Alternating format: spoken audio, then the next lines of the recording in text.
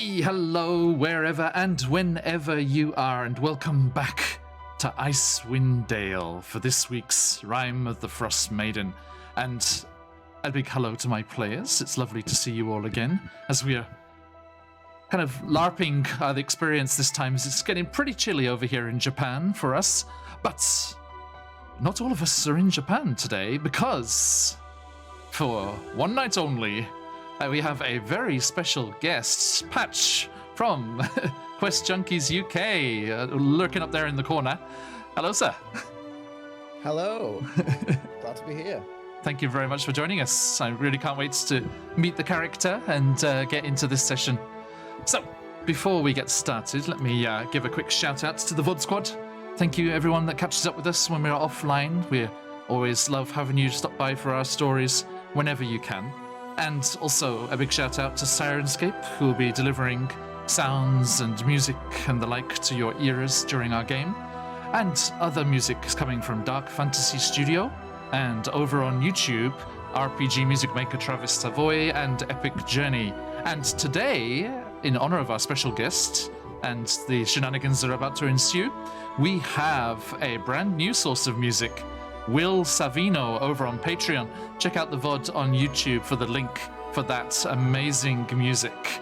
And let's jump into things. Last time on Rime of the Frostmaiden, having left the groups in the White Lady, Mockingbird headed along the docks to meet an old friend, colleague. They caught up and he gave her a message to deliver to their higher-ups, asking for Shanda Froth to be called off from his murderous mission against Mockingbird's friend, Tom. Back at the inn, the others were present at a séance, which didn't give them as much information as they'd hoped, and ended tragically with one of the locals dead, drained of their life force. The White Lady who'd been summoned continued to plague the adventurers in their dreams, cursing them for drawing her away from her watery grave and trapping her with a winged, demonic entity called Ur-2, right out of Icewind Dale's folklore. The new day led to the shops, but their trip was cut short as they were urgently summoned to the town hall. An attack during the night had left the guards dead, and the mysterious crystal figurehead was smashed, with a good deal of it being carted off by the raiders. Militia Captain Arlagath also took Mame aside, giving her the good news of a possible lead on survivors of her archaeological expedition. A hired sword who'd been with the group and had helped capture the evil Red Wizard, determined to silence all of those who'd seen whatever lies out towards the Reged Glacier. We find ourselves seated in a plain meeting room of the town hall, having been asked to track down the attackers and missing crystal shards by East Haven speaker Daneth Whalen, who showed a piece of the corrupt crystal, a substance you'd seen before in the remains of the terrible beast that had attacked the village of Dugan's Hole. A beast that had seemed half constructed and shared many similarities with your own metallic friend, Tom.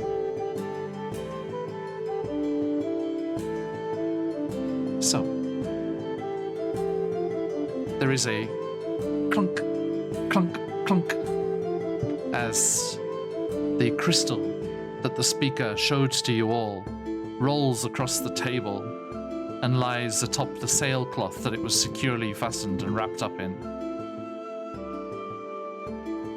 What do you say?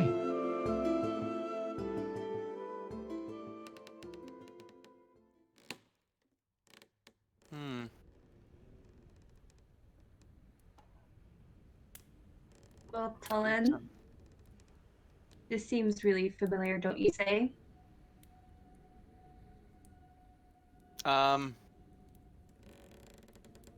I suppose. I mean, he looks down at it. It does look pretty similar to the the thing we saw inside of that that creature. So I suppose it looks like what's inside of me. I guess. Didn't really see what was inside of me, but you know. Mame approaches with a large knife. Let's find out. It's like, no! You don't think it's in any way related to what we encountered at Dugan's Hole, do you? I mean, I don't want to say it, but you're probably the expert here, right? I'd like to remind you, just again, I have no idea what I am. So no, I'm not actually.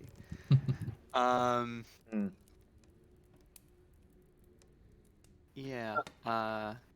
Speaker Wayland talks. He's like, so will you take on the mission? Will you look for these raiders and what they stole? We need to secure that crystal. I don't know what demonic forces are involved or what energies are wrapped up in it, but it's dangerous and it can't be left out there in the open. Do you have any more direction than they took it? Like, did anyone see them go? Yeah, I have very little to go on. Yeah, well, quite.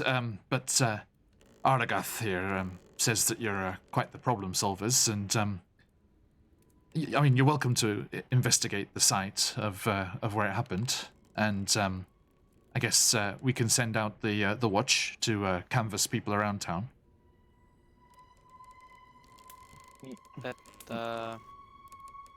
Do you have any idea where they might have run off to after this? Not a clue. What? Pardon my saying, but what use is a town guard if they can't give us anything? Where these people came from? Where And they left? he frowns quite angrily. He's like, because they're bloody dead. That's why. That kind of town guard. I'm sure they would have been very helpful and very willing to help out with any of your investigations if they were still on this mortal coil. Well, That is a fair point. But I think yes. I think I'm interested in figuring this out. I'm also Yes. very interested. He turns to the rest of the group, having just agreed to this. Right? We're interested in this. We want to help. I'm Yeah? very interested to see where this leads, actually. So. Yeah. And the speaker kind of slumps back. And it looks just like rubs his brow. I'm sorry. It's been a time with this red wizard, and then the fishers missing and turning up dead, and now this. I understand. yeah, we can relate. Well, why don't you get the town guard canvassing the area, like you said, and we will go chase whatever we can. Have they already moved the bodies? No, not yet. Not until it was completely investigated. Yeah, one. Would it be okay if I looked at them? Yeah, Maybe it's I can find- Soyala, isn't it? Yes. Yes, I've heard of your work in town. It's very much appreciated. And so, what direction are they? Oh, they're down. Some of them were moved, and we moved the ones that were attacked up here so that we could start today's business. Excuse me. But they're down in the chamber where the statue was being kept, and we've gathered up all the remains of the statue. It doesn't seem that there was a big group of them. They only managed to cart off about half of it. The other half's still here. I'm actually quite worried that they're still going to go for the other half. I don't know how much they want it, or whether half of it was enough. I'm a bit nervous. And there were other people here overnight. Your halfling friend, Aragath tells me. They were in the cells, and he glances at you, Mame, and Aragath looks knowingly at you, Mame, having told you last time about this survivor of the Red Wizard's attack is also being kept for safekeeping here. I do have one question. You said it was some sort of structure before? It was smashed into shards? What? It was a ship's figurehead that was brought up from the lake. Like a little statuette. Pretty hefty. It was a few meters tall. Oh, okay. What? Yeah, it's like what- on the prow of a ship. Like the Yeah. mermaids and the like. Yeah. Now, my morbid curiosity. What was the figurehead? It was a statue of that demon that you said you had dreams of last night? Yes. Yes. Or two, the one that was in the folk stories of the Dale. Yeah. It Anyway, I strikes think- me as odd that they came with the primary cause to break it. It seems I think- carting it off seems- seems to be a second objective. I think the one was to facilitate the other. They were they had to break it up so they could carry it out. They couldn't shift that thing. Like I said, the adventurers that brought it to us were using like some kind of magical means to carry it along. Look, I think you should you should talk to our friends, see if they know anything or saw anything. They might open up to you a bit more. They know you. Arlagath can take you to the survivor Mame, and then have a look at the crime scene together. In times like this, it's always good to talk to good Dales folk. Of the Icewind variety, not the Yorkshire variety, but. Well, yes. Let's take a look. Aye. Arlagath, do you mind? I've got to get on with the day's stuff. She said, yes, speaker, no problem. I'll take them to the cells. And he's like, thank you in advance for anything that you can do for us. And you will be rewarded. And he storms out, and like 3 people like fall in around him, brandishing clipboards and files and stuff. He's like, just let me get set down first. Let me get set down. And he walks off towards his offices. Arlagath is like, right, well, shall we? Please, if you'd like to follow me, I'll take you down to meet with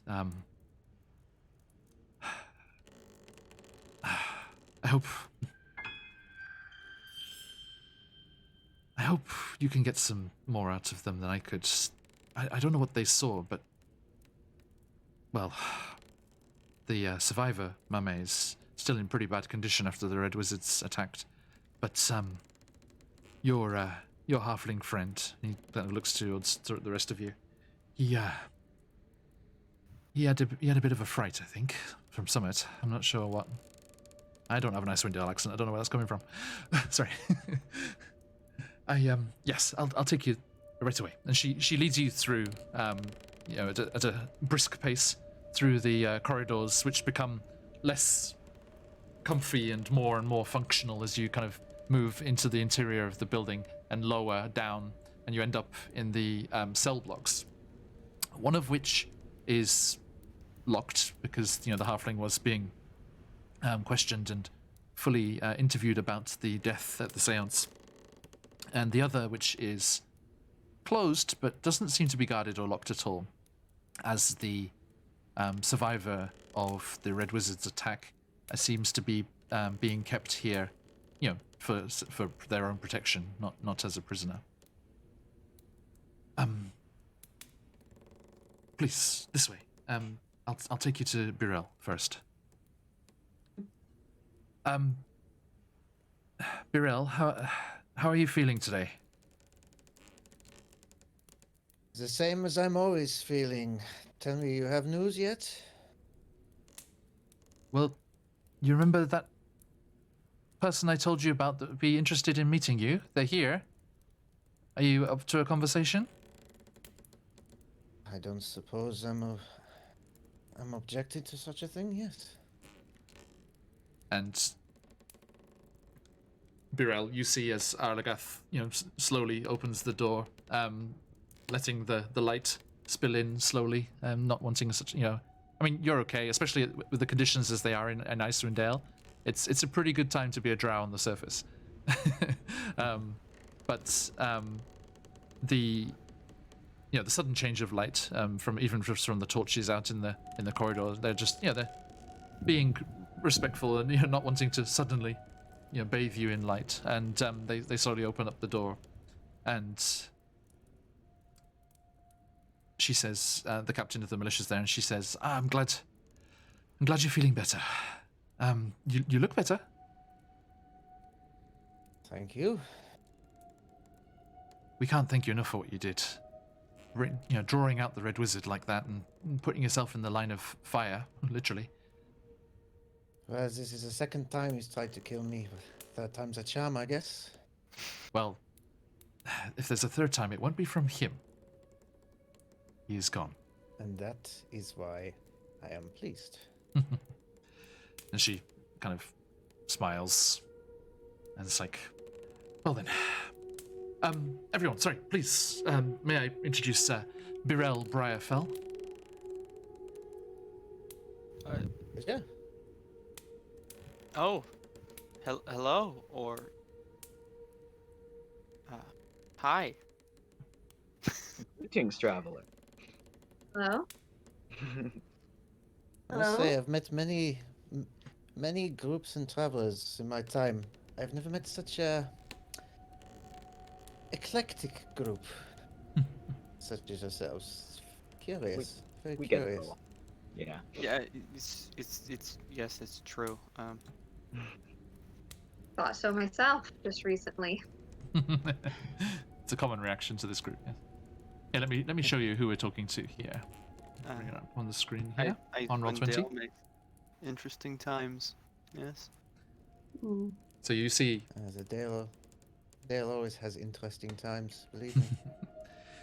as you open and kind of move into the room, which is fairly cramped.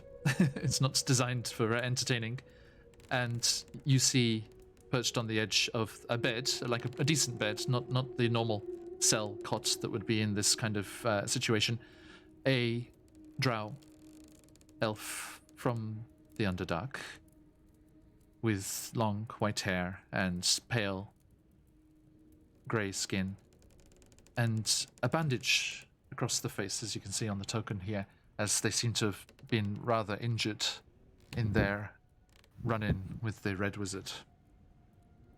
Second run-in with the Red Wizard.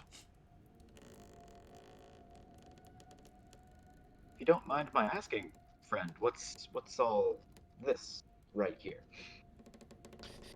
This is what happens when you have a run-in with the Red Wizard from the Arcane Brotherhood. Interesting character. But 2 near-death experiences to have him burned at the stake, but I got the job done. I still have 1 good eye, so I'd call that a win. Yeah. And to thank you, they put you in a prison cell. And I kind of look around the very cramped room. Well, I- as he says, he says that this arcane brotherhood seems to be part of a larger group, maybe. Sorry, go ahead. Well, this is what I fear. I mean, Zan was my main concern, and then initially I felt with him burning at the stake, the job would be mostly complete. But unfortunately, I believe there's more going on, and the mission is still incomplete. And The what mission? The mission, exactly. Sorry, I need to give you a bit more, I don't know, information about everything leading up to this. So I picked up a job about maybe a year ago from the Luxon University, assisting some young academics on an expedition of sorts. We went out eastward, and we found a very, very strange structure. Difficult to describe, almost like if you can picture in your mind a tower in the ground, but upside down. It's very strange indeed. But the academics, they were very excited about this, and they keep mentioning this word. They kept saying netherese. I don't know what that is. Now, Mame, you recognize that word, netherese, in all of your studies and things, and it was kind of like it was almost like a dream, a hope beyond hope that the expedition up here might find evidence of something of the old Netheril Empire. This is an ancient empire, very, very strong magic users, and they used their magics to elevate flying cities on which they lived as they moved around Faerun. And there was a great catastrophe where their magics failed and the floating cities came tumbling out of the sky, crashing to the ground and causing huge carnage and destruction. And it was the end of the Netherese Empire. But it is said that here and there are locations and places that you can find remnants of these lost cities, and there is much to be learnt and much wonders to be found in these sites, it is said. And thinking about that, you can't help but think back to those cave paintings, both where you spent a good deal of time in the mountains, and then more recently in the Verbeeg's cave.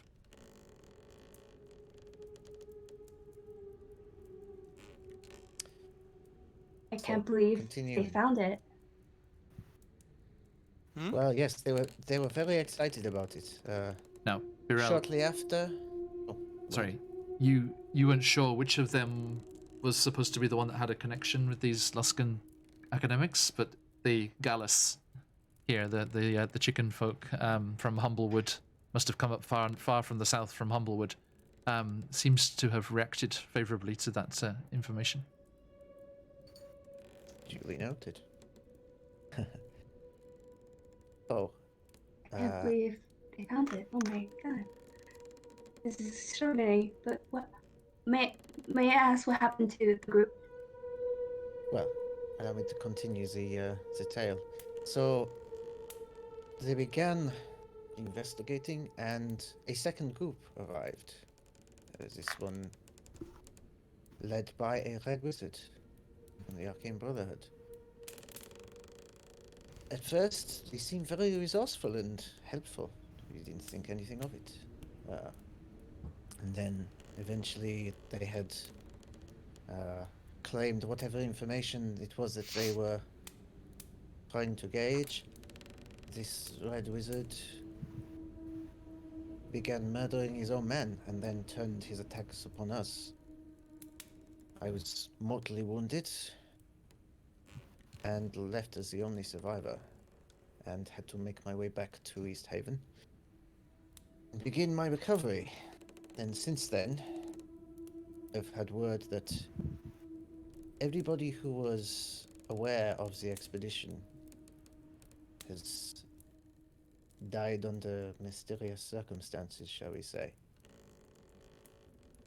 So, my keen mind has allowed me to take note of this situation, and I've almost gone undercover, shall we say. We're working through the watch, and I was able to come up with two very interesting points. One of which you, pointing at Mame, you may find particularly interesting. The first is that the Red Wizard's name was Zan. We had identified the culprit. The second, we have reason to believe that the academics are still alive within the tower. So the mission is imperative that we locate them and bring them back. But we still had the wizard to deal with, so I took it upon myself after my recovery to use myself as bait, shall we say. I figure he would want no unfinished business. And sure enough, the plan worked. He came out, he tried to kill me, and very nearly succeeded. But the Roche was successful in apprehending him, and from my understanding, though I was not there to witness it, made quite a very good bonfire. That he did. Mm-hmm. And there was also You were one witness. wizard, correct? Just his own. From what I understand. So now nothing should be stopping those people, us or anybody else from getting those people in the tower. But how did the That- people live in the tower for such a long time? This is why I am cautious of this. Hmm. It does not make sense.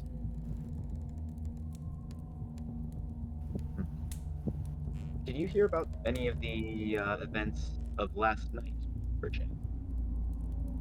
I know there is some commotion about something. I'm not particularly sure what. I've heard whispers recently about some sort of find, something which the speaker was particularly concerned about, something about something mimic or something. I'm not sure what. I didn't. Unfortunately, Only whispers. yeah, unfortunately, Birel, the medicines that you were being plied with, especially at the end of the day to get you through the night and to keep you rested, were quite potent, and you were unconscious, very asleep, shall we say, throughout whatever happened. I mean, I have slept beautifully, so that is as much as I can offer you. That's nice. We have been tasked with solving a small predicament the town has experienced last night. A demonic figurehead. Mame, Paul, what was the name? Orbu? Air two. 2. Here too. Here too. A ship figurehead, a demonic sort of Now, shape was destroyed. Parts of Birel, it were taken. you would have heard of that name before. It's one of the not one of the demon lords, but a fairly high-ranking and infamous demon, which unfortunately, the effect of the demons, especially a few years back on the Underdark, is always a threat and always a danger. So that is a name you have heard of, and even more having come this way and been living in Icewind Dale for a while. That is apparently a demon that terrorized this area for a long time.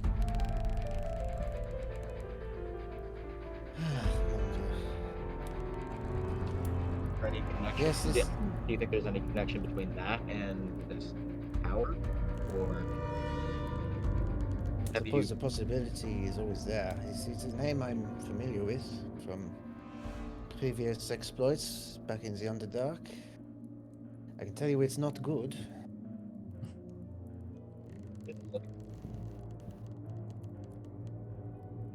Actually, do we have that sample of the thing that was of the bus that was destroyed? The figurehead. Sorry, no, the speaker took it with them.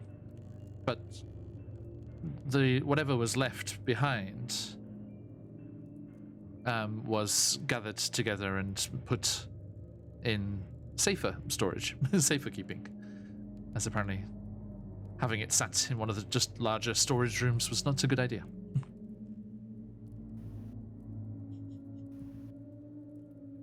Kind of like look to the others. What's the play here?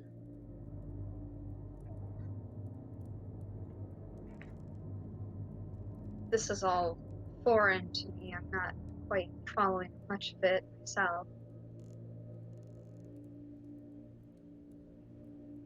To think that all of this was going on for who knows how long.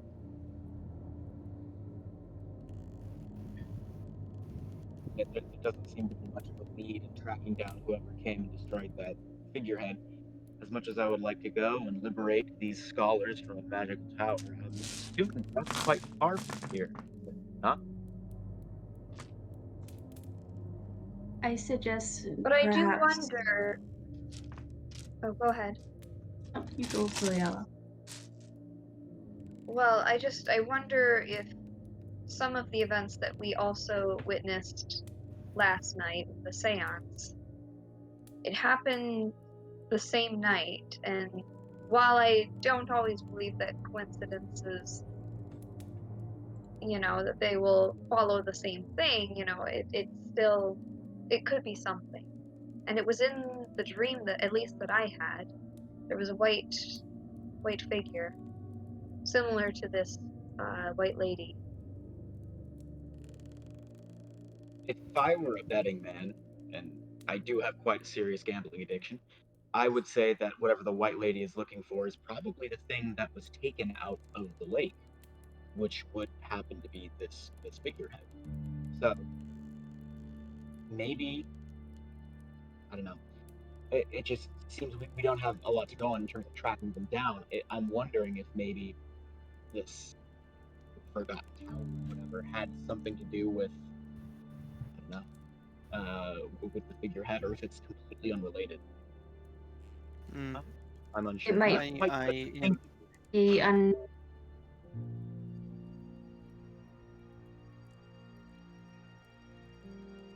please go. Okay. I believe that the tower and this figurehead are unrelated. I believe that the figurehead has to do with her too, because we had that dream, and possibly because the statue is broken, causing our dream of this demonic figure. The tower, from what I know in my past experience and studies of such relics, is unrelated, perhaps.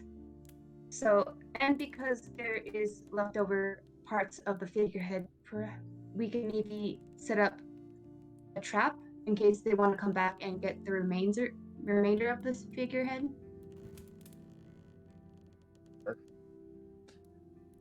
Actually, Could also use it as sorry. bait. Mhm. See if anybody else is after him. I just kind of smile meekly. I'm just kidding, friend. Actually, You can Birel, drink. you've got quite a lot to thank for connected to the story of Vertu. I believe it was your home for a long time back in Gauntlgrim. You when you were based out of Gauntlgrim all that time, you had the same people to thank for liberating Gauntlgrim and letting the dwarfs take control of that again, as Icewind Dale had to thank for getting rid of her too. It was your fellow drow, Mr. Dritz Duorden, along with the king of Gauntlgrim and Catibri and their other friends, I think, that dealt with there too, and also who liberated Gauntlgrim. And it is Dritz Duorden's ex-dwarven compatriot, no, that's not what I'm looking for, adventuring friend, that is now the king of Gauntlgrim. Hmm.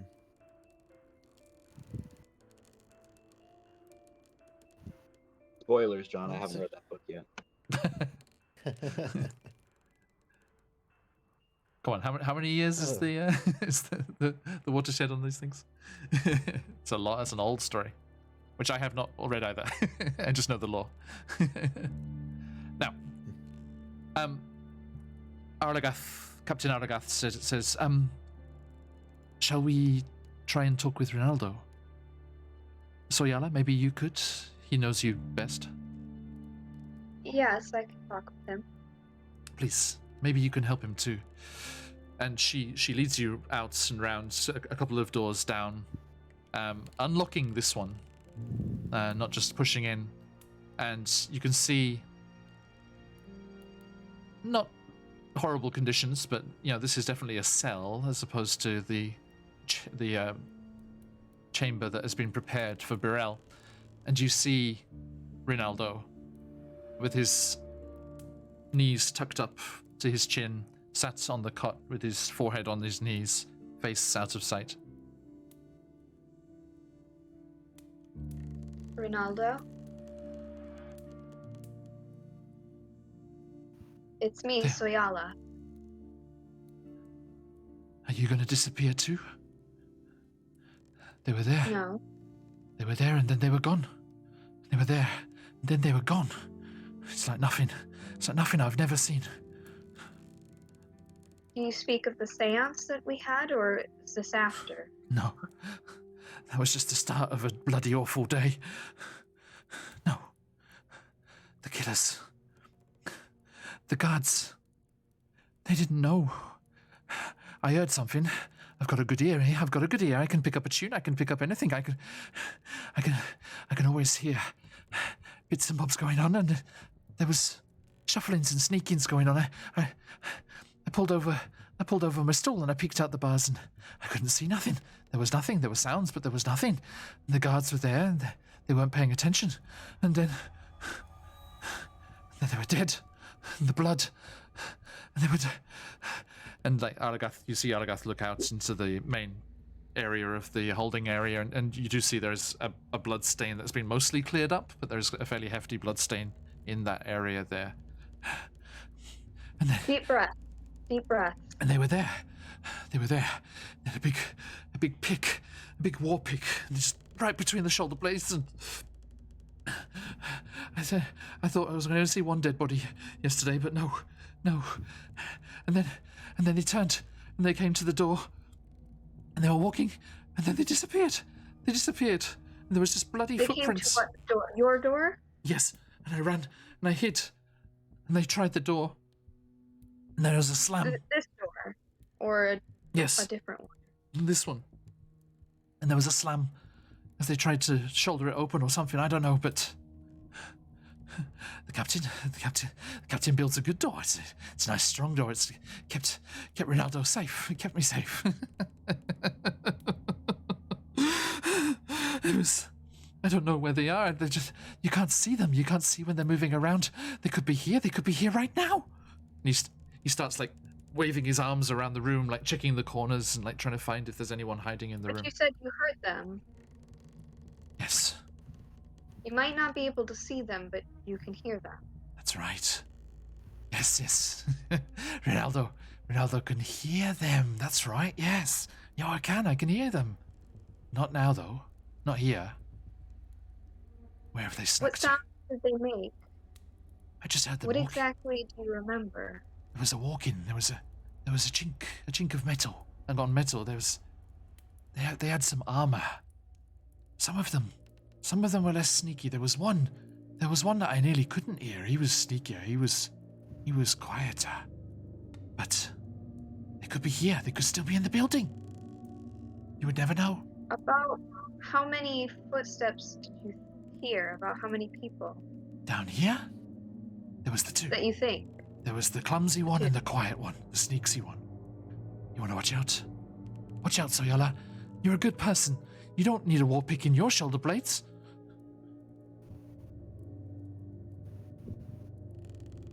I will be okay, but whatever has happened, we will try to figure this out. Can you give me a persuasion check?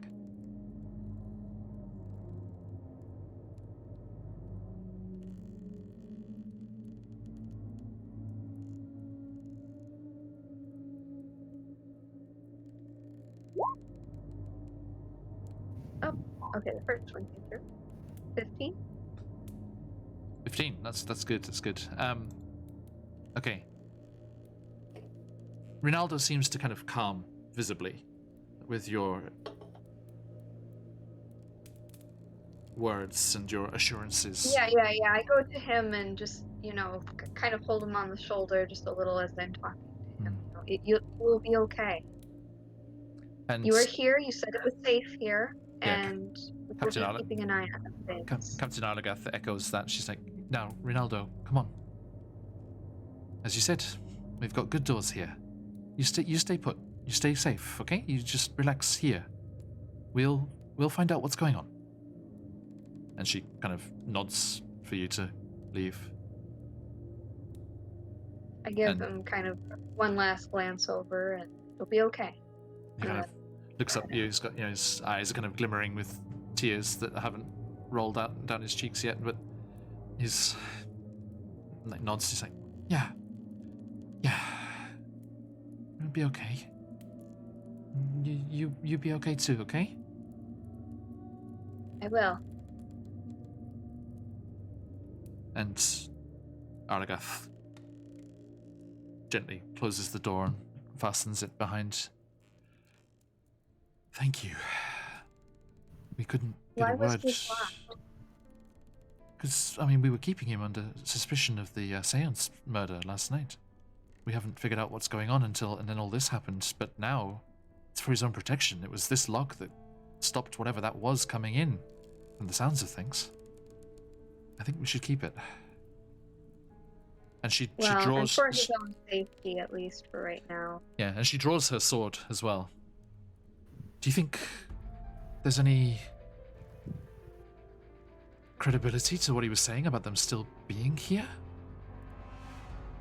I'm not sure. At least he spoke of two, one being clumsy and one being sneaky. So if there And- would be... Yeah. If there would be the one... I mean, I would think that we would still hear something, but I don't know. It could be a thing. It could happen. I don't know. And as they both come back into the room with the rest of you in Birel's room, and you hear them, and Birel, you especially interested, you kind of hear them. Aragath says, "Yeah, it sounds like they have the ability to go and become invisible." Yes, it could not be seen. And what did he say? Is they're some kind of dwarf? And Birel, at that, your ears prick up, and the mention of invisibility and dwarves makes you think of only one thing, and which you've experienced a lot in the Underdark. If you weren't fighting evil drow or their various plots and machinations, you were often up against Durgar, the Underdark dwarves, who, whilst not all of them, of course, do have a certain leaning towards the darker, more evil doings, especially the ones down in the Underdark. So I've popped my head out of the doorway. Is everyone in the corridor? I think, yeah, everyone's kind of moved out into that wider space rather than just all, shoulder to shoulder in your room. I'll just pop my head round and say, "You're dealing with a Durgar. This is something I am somewhat of an expert on. I believe I've done enough lying around. Let me help you out." With pleasure, please. And then once it's Durgar? small matter... Durgar, yes. How's best to explain this? If you can imagine, if you will, the drow equivalent of a dwarf, and that is what Durgar is. They are from the Underdark. They are not the most pleasant creatures. Very hostile, can be very aggressive, Are they but known can to be be dealt very with. quiet? Stealthy by any means? Or invisible, for that matter. I have encountered such Durgar that have the ability to go invisible. They are, they're a race. They're just like how some humans are stealthy and some aren't. Yes. I just didn't know if maybe they practice in a craft of any sort of way. Or a latent ability of some I sort. don't think it's their tendency, but it's certainly not impossible. I think. You might know more than me. Well, shall we get some long poles and start prodding around the room? At about waist height? Aragath looks around. Do any of you have any magics or anything that can reveal such things? Not today. I would have to.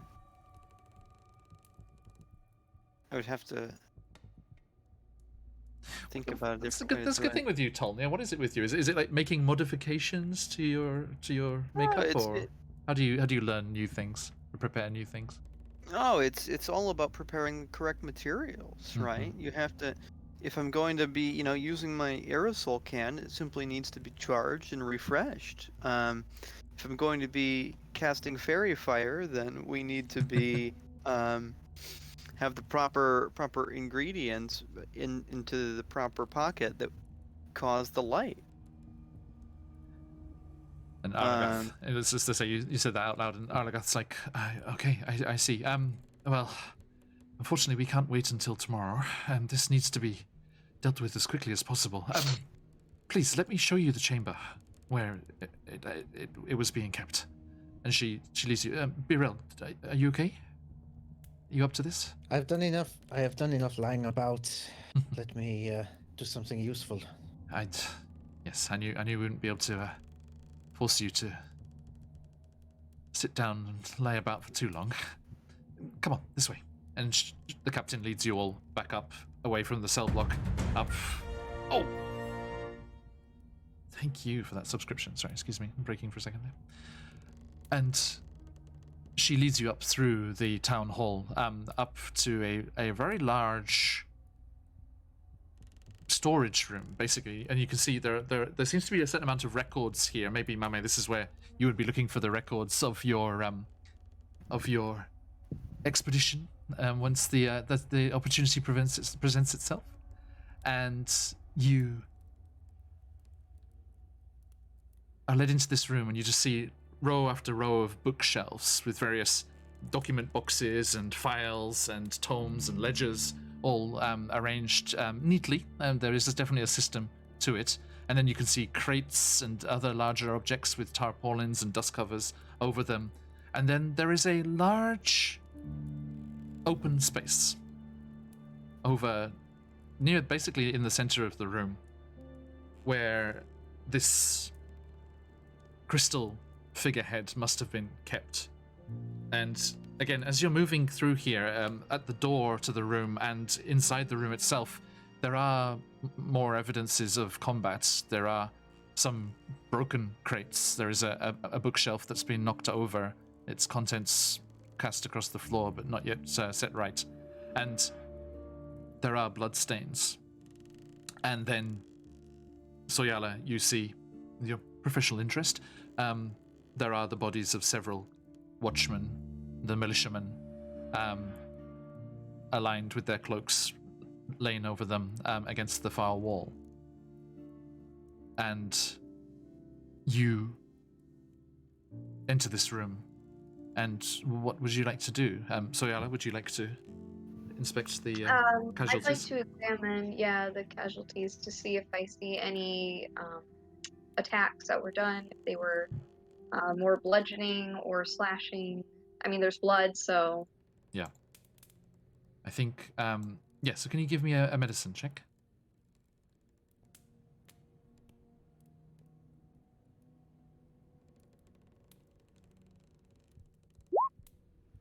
Oh, very nice. Natural 20. Yeah, 20. In your element.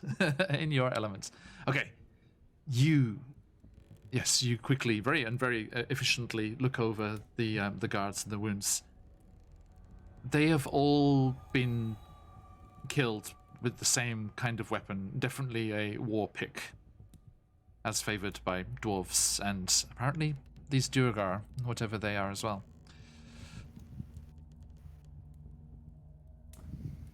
Very, just very heavy, not particularly fine wounds, or not slashing wounds across, just very heavy, impacts, and some of them are more kind of like bludgeoning damage. Right. Do they seem to be more like from the back, like they were snuck upon, or a mixture? Definitely some of them must have been surprised and were attacked from behind, whereas others had clearly turned to fight and were defeated. How many guards? There are 5 here. Okay, so 2 of them, or what we think 2 of them that came have killed 5 guards. That you've heard of so far, yes. Yeah. Okay. And about how old do these wounds look now? It must have happened like definitely during the night. Mm-hmm. Yeah, how long? Probably, you would guess. Actually, this is actually a useful bit of information. You would guess that it probably happened after the aurora, so it would have been dark again. So it's not that end of the evening. It's definitely the later end of the evening. So might have been the watchman, the militia could have been getting a bit tardy at the end of their shift and get tiring, or whatever. But yes, definitely after the aurora would have been finished, so it would have been dark out. By the way, let me have a quick look at your passives. Birel, what's your passive perception? 11. Thank you. All of you except Mockingbird. Sorry, Mockingbird. All of you except Mockingbird hear a rather large bump as one of the bookshelves or something is knocked into. Colin will run over and look at it real quick. Give me a perception Be check. careful.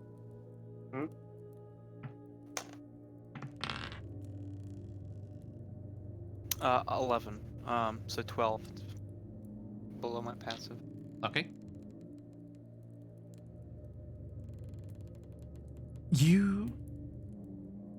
As you go over and investigate that area of the room, you see a scuff in the dust that's accumulated in a corner, as if something moved there, but you can't see anything.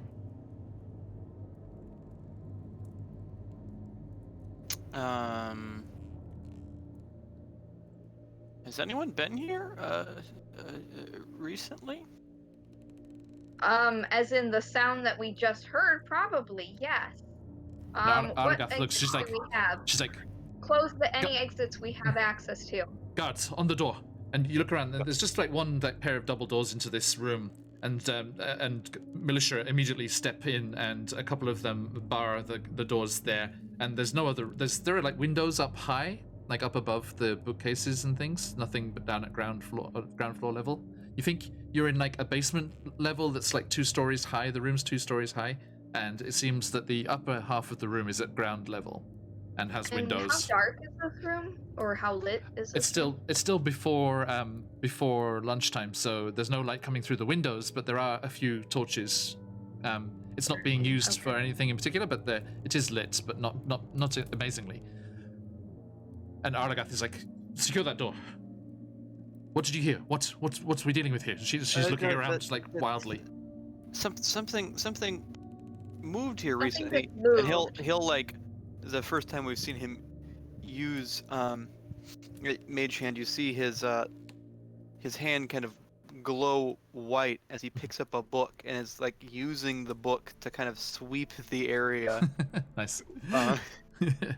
You're going back and forth in the aisle, seeing if it hits against anything. Okay. Bear with Zofuk. We've lost Mame for a brief second here. She'll jump right back in as soon as she can. She's very thoughtful. She's pondering the problem in front of us very seriously. And you start to do that, and you move slowly, sweeping back and forth through the open space towards that corner where you saw the movement, or you thought you saw the movement. And excuse us until we get the cameras going again, and we can we're playing a bit of musical chairs at the moment. Welcome back. I think. Yes, okay. You're being very still. Yeah, that's good. Sorry about that. You're good. It's okay, no problem. And you start, and the book drifts closer and closer to the corner until there's barely any space left for it to go. And then there's an almighty and a dwarf appears suddenly, but doesn't stay dwarf-sized very much, as they swell to double their size. And then, as they do so, they just slash out with a war pick, smashing into the bookcase, and the bookcases go. I need, let's see here, hang on. Everybody watch out! I thought there would be. Let's see here, this one and this one. Okay, I need Birel and Mockingbird. Please make me a dexterity saving throw. Oh boy. That is a 17. That's an 11. Okay, Birel, you take 4 bludgeoning. Mockingbird, you halve that to 2 as the bookshelves come crashing down on where you were just moving through the room. And these bookshelves are just domino across the room, and books are spilling everywhere. Mama, you're like, no, not the filing system. and this huge creature's just, everyone get out! I'll hold them. And just shouts out, and you start to see the books that have fallen on top of these bookshelves of theirs laying across the room, rather conveniently leaning up against the wall and making a nice slope up towards where the windows are. You start to see the books on top shift and be moved aside, as it seems that some figures are running across the top. And Argos like, stop them! Sorry about the Quick, books, throw Mame. something at them. I shoot. I've never killed a yes, I dwarf think we need some initiative there, don't we? Boy. Oh. Man, if I could just see one of them. Ooh.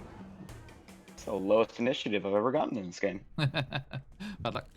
I got a 17. Okay, let me get a Solid initiative all around. initiative order for you here. I'm just going to write it for a second here. Wow, Okay. we are not doing hot on these initiative, guys. So sorry, let me go around one by one again. 9, 7, 6. Sarah, how'd you go? Toyala? 6. 6. Okay. Patch? 17. Thank you. And Carl? That is a 9. Mockingbird. Thank you. Sabrina? Mame? I got 7. Okay. And Tom? Josh? 18. Thank you. Okay. So, let's see how they're doing here. Okay, that one. And this one. All right. Okay. So, there's definitely one figure that is invisible, but clearly making better time than and more a faster reaction than the rest of you, as there's one disruption of books going across the room fast, quickly, and going up towards, and then you just see an armful of books just lift up off the top case and just smash through the window that's at the top there. And then, Tom, what do you do? How close am I to this now enormous dwarf? It's basically a few meters in front of you. Well, we'll take a step back and we'll give him a ray of sickness. Go for it. Corona Beam. 13. That go away. Misses, I'm afraid. All right. I'm afraid that's it. Okay, so yeah, you suddenly fire out with your magic, and it just kind of ricochets off to the side of them as they like out the way. Yeah. Move. Ton is like zap, and in his haste, Yeah. shoots wide. Okay, Birel, you have unfortunately not managed to dive out of the way of these bookcases, and you are slightly buried with books and financial records. Okay. I will attempt to get up first. Good plan. Is that just half my movement, or do I need to roll? Yes, that's right. Yeah, from prone, half your movement. All right. Okay. And how close am I to beasties? There are disruptions of the books on the bookcases behind you. Okay. Can I push the bookcase over? They've already fallen. They've all fallen down. they've already They got- right, dominoed okay. across the room. In which case, how far away am I from the big guy? He's across in the corner, so I'd say about 20, 30 feet. Okay. Then I will bonus action summon my longsword. Okay. and I will move as close as I can to it. Which is 15. And sure, why not? Let's give him a ray of frost. Okay, at the big guy. Yeah. Go for it. Okay, so that's 4. To hit. 4 to hit. Does it I'm hit? afraid not enough. They seem to be fairly resistant to magic, and it does actually hit, but it doesn't seem to affect them. It's just like just annoyedly swings his war pick, his giant war pick that is enlarged with him, unfortunately. Okay, so that anything Magic's else? no good. Try hit him very hard. Anything else? That'll be it for me. Okay, thank you very much. At that point, the disruptions and the disturbances in the books behind you continue, as it looks like you would say from just eyeballing it, two invisible figures are running up after the first one, and they charge up, and you hear the first one at the top is like, "Come on, through, out, we are leaving," and you see them. He's like, are you ready down there? We're going."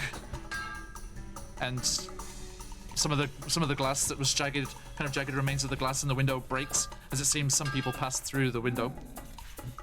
And that makes it Mockingbird. All right, so it looks like one person has already escaped, and the other 2 are still running up. Three have already gone up to the window, and there's And out. And it's someone left, definitely, yeah. Okay. And then there's only the other big guy. Okay. How far am I from that, like, kind of path up? It's right there in front of you. You can run up it, no problem. Sure. Okay. I'm gonna kind of track one of the, kind of like piles of disturbed books, I guess, or track one of these invisible figures. Yep. And try to cut him down. Okay, so you're gonna run towards the window. Yeah. Okay. Yeah. And then the first figure that I can kind of make out, I'm gonna try to attack him. Okay. Give me an attack roll with disadvantage against the invisible foe. Okie dokie. Let's see. Yoink. 21. And 15. 15. Okay. You lash out and you do actually make contact with something, but it seems to spark off some kind of armor or something. It doesn't manage to cut through. Even with piercing damage? Mm-hmm. Yeah, their AC is Okay. higher than that, I'm afraid. Ah, okay. Got it. Okay. Well then, does he drop invisibility, or because I've contacted him? Or? They have Really? They have to make an attack or use a spell. Okay. Then, yeah, I don't think that would proc my attack of opportunity in that case. I'm gonna try to attack him with my offhand then. Okay. I had fairy fire prepared yesterday, but I didn't expect No. invisible things. That's no good. All right. Well, that's me. Okay, so yeah, you're just like flailing, trying to catch these ones as they're diving out the window. As you get up to the window, you do see outside something interesting. Out in this is kind of like the back end of the town hall.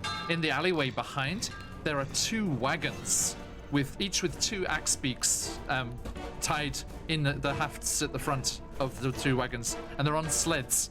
And you can see one of them shift as something climbs in invisibly. And you can see a bunch of sacks sat in those wagons. I'm gonna call out to the guards that are sort of at the door. Mm-hmm. Wagon out back, 2 axe beaks. Destroy it, disable it. And they're like, "You heard him! Get round the back! Get round the back!" And he's like shouting to someone further into the town hall there. And that is you, Mummy. Bless you. Sorry, bad timing. Okay. And so Yalia, you're next. Mom is enraged by what's happening with these books. He's And books. her Academic feathers rage. And then she just activates her repeating longbow, whips it out, and shoots the thing in front of her, just like, "Rah, take this!" The giant-sized one or the invisible ones? Giant-sized one. Okay, go for She it. could see it, and she's angry. I would like to cross-reference. That's the wrong one. That's the wrong dice. Wrong dice. Too angry. 15. A 15, I'm afraid. Okay, so you reach out and the eldritch arrow appears in the bow. There's a streak of light as it goes across the room, and then ching off the armor and flinging into the wall before disappearing. Not enough, I'm afraid. I see. I will just bonus action wing flap my way past the big guy up to like the invisible people. So it's Okay, like, so you're flying if up towards I the can't window. get you, I'm getting them. Enraged Gallus comes flapping up across the room towards the broken window. And Siola, what are you doing? Okay, so I'm going to. Is Mame blocking the window that they were getting out of? No, Or both not Mockingbird quite? and Mame are at the window. They're at the window, Mhm. or okay, so there's probably no more going out then. You would, yeah, you could guess so. But the others Yeah, have already okay. left, and it Yeah, seems yeah, Mockingbird okay. was shouting that there was some sleds out the back. Right. How far up is it to get up the bookcase? Just one normal movement will get you to the window, no problem. I need to get to the window. Please don't block it. There's plenty of windows here. Okay. I'm going to try to get up there. Can I get through them? And Yep. If you want to dash, you can get outside. yeah, I want to dash, and then I don't know how to dash. Okay, use an action then to dash. Yeah. Maybe not. Yeah. Okay. I'm just going to hold back and stay with the group and cast Bless. We have how many people near me? There are Yeah, Mockingbird I and have a Mame are 30 right next to you. range, Mhm. So Everyone's within range if you can do that many people. And I think enough of you by the window. Let me bring you across to this. Oop.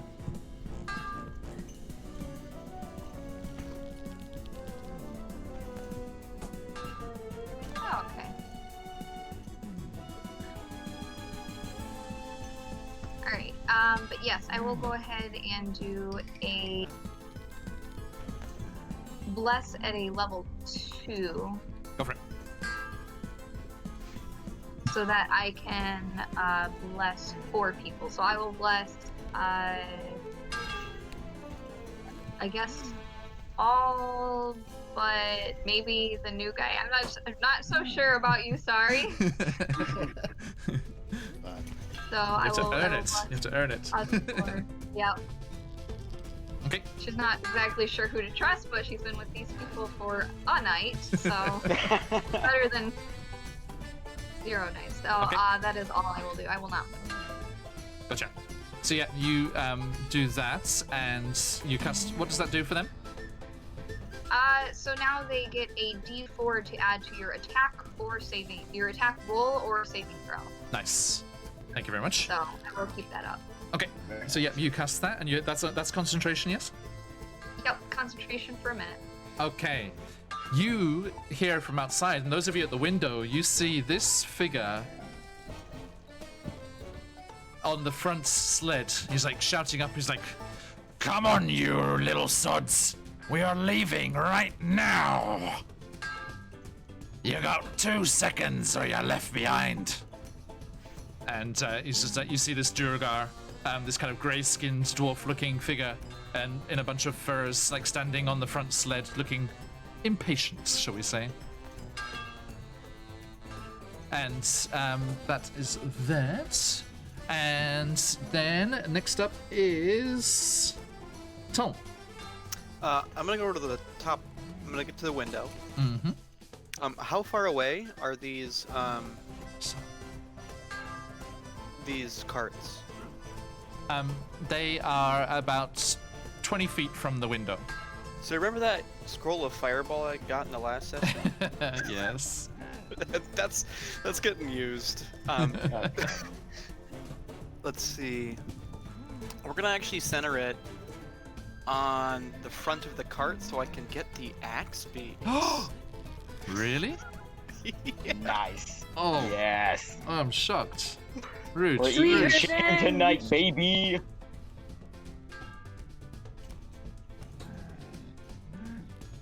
Go for it, go for it. Alright. So I'm just getting a proper turn order sorted here. While I'm waiting. Alright, I have to roll. I'm gonna roll that one and roll 20 because I don't have 8d6 on me. Here in Japan, at least. It'll be 32. Alright. So, 2 seconds, I'm still sorting this here. Go away, go away. One, two, three, four. Ah, who did I delete? Sorry, Beryl. Sorry, just sorting the turn order here. 17 for Beryl. And these boys. And this boy.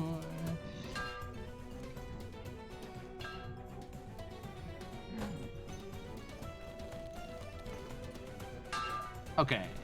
Thank you. Sorry, just getting that sorted for myself. Right. Okay. So, Tom, yes, you cast Fireball at the front here. Yeah, it should be centered like this one. Oh, that one. Okay. And what was the damage again? 32. And it's a dex savior. Yes, it is. Okay. What's the DC on this dex save? It's a scroll, so It can be yours. That's fine. God, so I don't play casters that much. 13. Okay. The axe beaks pass. It's still a significant amount of damage for a It is. for a kind of normal creature. Ooh, natural 20 for the boss man. And only a 6 for the regular guy. Hey, he gets a big chunk of damage on him. So Yeah. So what was it again? Sorry. 32 was the full damage. 32. Oof. Okay. So that is. Oh right. So yeah, there's a whoosh of fire, and the two ordinary-looking Duragar are very badly injured, and the other guy is looking reasonably bad himself. And the axe beaks flaming, and actually they stop. They're not waiting for their friends anymore.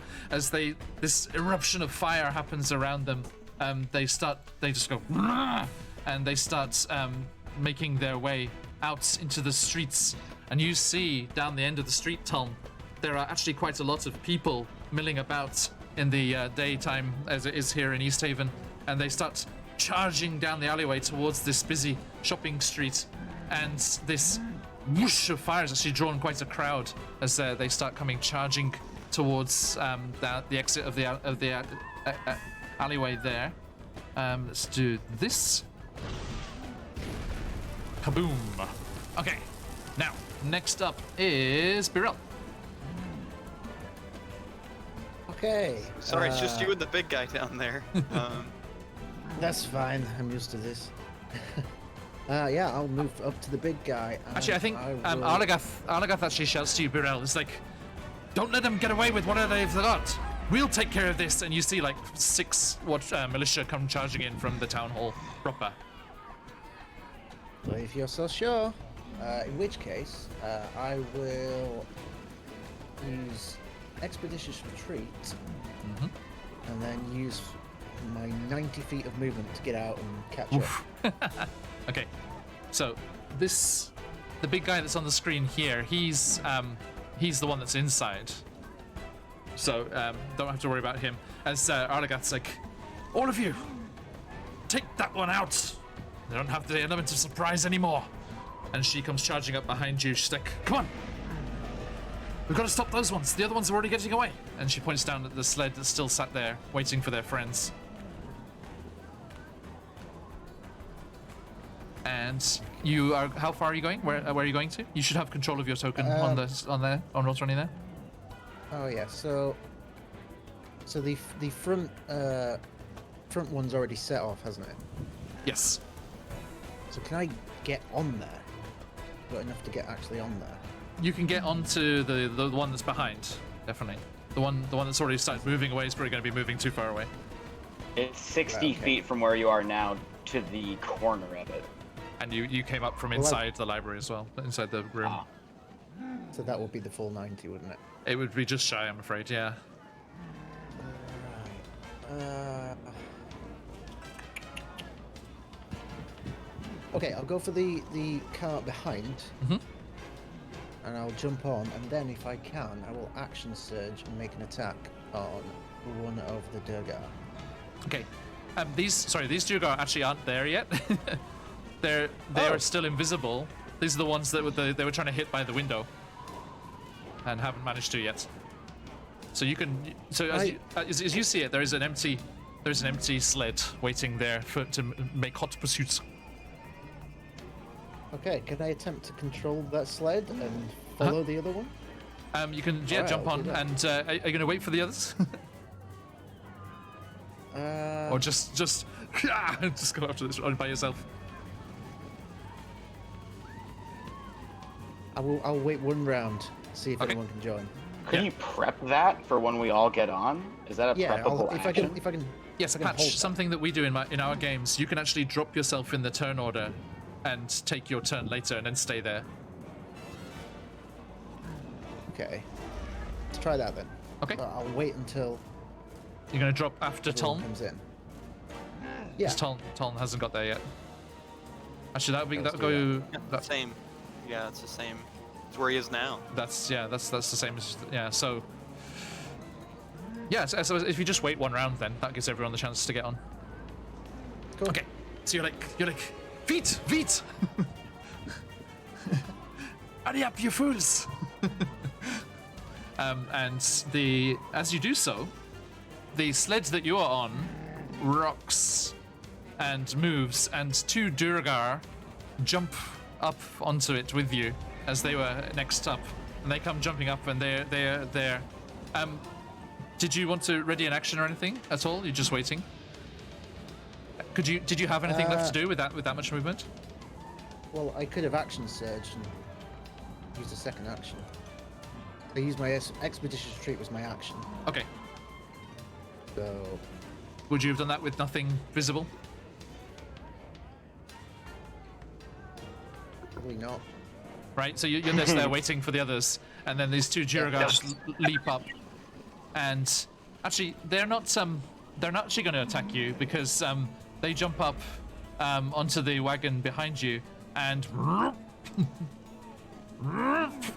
they both just hulk out, and they both enlarge in size. And there are these two huge Duergar on the back of your sled there, and Mockingbird, it's your turn.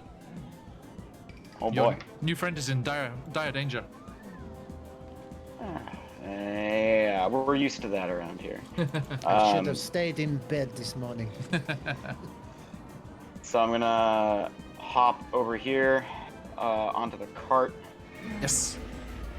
and because they've got their eyes on him, Yes. I'm gonna try to slash at this one's kind of like any open area in the armor that I can with Okay. my short sword. Okay, look. Which the one at the back or the front? The one closest, the one furthest left. Gotcha. Rather. Please make an attack. Yoink. Oorah. That is a 13. Not enough, I'm I'm gonna afraid. go at it with the dagger. Okay. It's what? Yep, you missed Did that. you Miss. use the... Okay. Oh, sorry, go ahead. Oh yeah, D4 as well. Add the D4. Thank yeah, you. roll a Ah, d4 yes. for attack. Bless is so good. Bless, and what's the negative one? That's so good. Bane. Bane. Yeah. That's 16 now. Is just enough. Hey, I hits. feel so blessed. Alright, that's 15 damage with the sneak attack Nice. on the one on the left. Okay. Gosh, and I'm going to. Oh, hang on. yeah. There's no sneak attack on that. Why is there sneak attack? Swash. Oh, thank you. Hmm. Swashbuckler, yes. Yes, yes. Gotcha. And then dagger offhand to this same one. Gotcha. Let's see if I can connect that. Now, can I only use bless Sneak once attack. a turn? Sneak attack. D4 is unlimited. Yep. So that'll hit regardless, because even a sort of 1 will give you the 16. Yeah. But I don't get sneak attack on that, so that's just 6 damage to that one. Okay, this one. To the same one. It looks really bad. It's like really badly injured by your sudden flurry of strikes from behind there, as you leap onto the wagon and come to Burrell's aid. Anything else? No, that's it. I'm just kind of like look back to the group to make sure I'm not the only one with our new friend about to be pulverized by dwarves. Okay, Mame, you're next. So, are we outside? Am I outside at this moment, or I'm still at the window? At the window, yes, yeah. So it's about it's 20 feet across to the carts there. I'll use as much movement as I can to get up to the first car, the one near. It's already gone. It's moving gone. away already. Okay, Yeah, you better to try and jump on the second one and give chase. Shoot the axe beak. I was thinking about that. Shoot it in the head. Mame, you too, not you too. Beef with these other. I mean, she's got a long-standing beef with axe beak. That's true. That is true. Humans murder humans all the time. That's yeah. Anyway, how Not treat far this any is differently. retreating axe beak? So you're gonna I shoot. stay within. Mhm. Yes. I think it's also a good idea to try to get on the cart. Yeah. Yeah. Yeah, if you We're do looking this, you'll be left behind. Okay. You, First, you are able to get on the cart and shoot. I think I'll that's get on the cart. Oh yeah. I'll run up to the cart, prepare my bow, and try to shoot the axe beaks that are raging towards the crowd. There, Well, 80 feet. wouldn't that put you in range of it? That would put you in range of the dwarf, right? The- That would give you disadvantage. The Durgar's there as well. Yeah. So maybe shoot yeah. and then run. Shoot, then run. Okay. Yeah. Then. That's fine. Just leave your token there. You shot before you ran over. Okay. So So you- I will shoot the axe beak. Okay. So hit dice. 19, and do I add the I don't think So you yeah, need to. thing get added to this or the attack? Attack roll. Yep. So you can add. Yep, that but hits. I think 19 is fine. Yeah, you're good. That By definitely hits. axe beak. What's the damage? Okay. So let's see. Mom, destroyer of axe beaks. Rah! So that is a 8 plus a D4, right? No. It's just- only to just a attack hit. rolls, not damage. Okay. Yep. So that damage is just straight up 8. Okay, so yeah, you let loose an arrow and it streaks across the snow, it's thunking into the side of the axe beaks, and then it's just like, like rears up its head and starts to charge a bit more wildly. And you see the sled kind of like wobbles a bit as it loses a little bit of control. Anything else? I will just jump onto the cart. Yep. And You ready to go? There's this huge Duragar right behind you. He's like, and so yeah, your turn. Okay, so I'm still in the building because I did not decide to go at the top. So since we've gotten the backup help, I will look to the guard. Have they been coming in and we're Yeah, good? they're still swarming this giant Duragar that's Okay. in the building. Then, yeah, I will get up to the window and then I will have to probably dash to get to the cart. Okay, And I'm just upkeeping that bless. gotcha. Thank you. And then the grizzled-looking kind of leader-type dwarf Duragar that's on the front sled kind of looks. He's like, "Get out of our way! Stay away from what's ours!" And I need Mockingbird. Oh no. Hang on, let me just check the range here.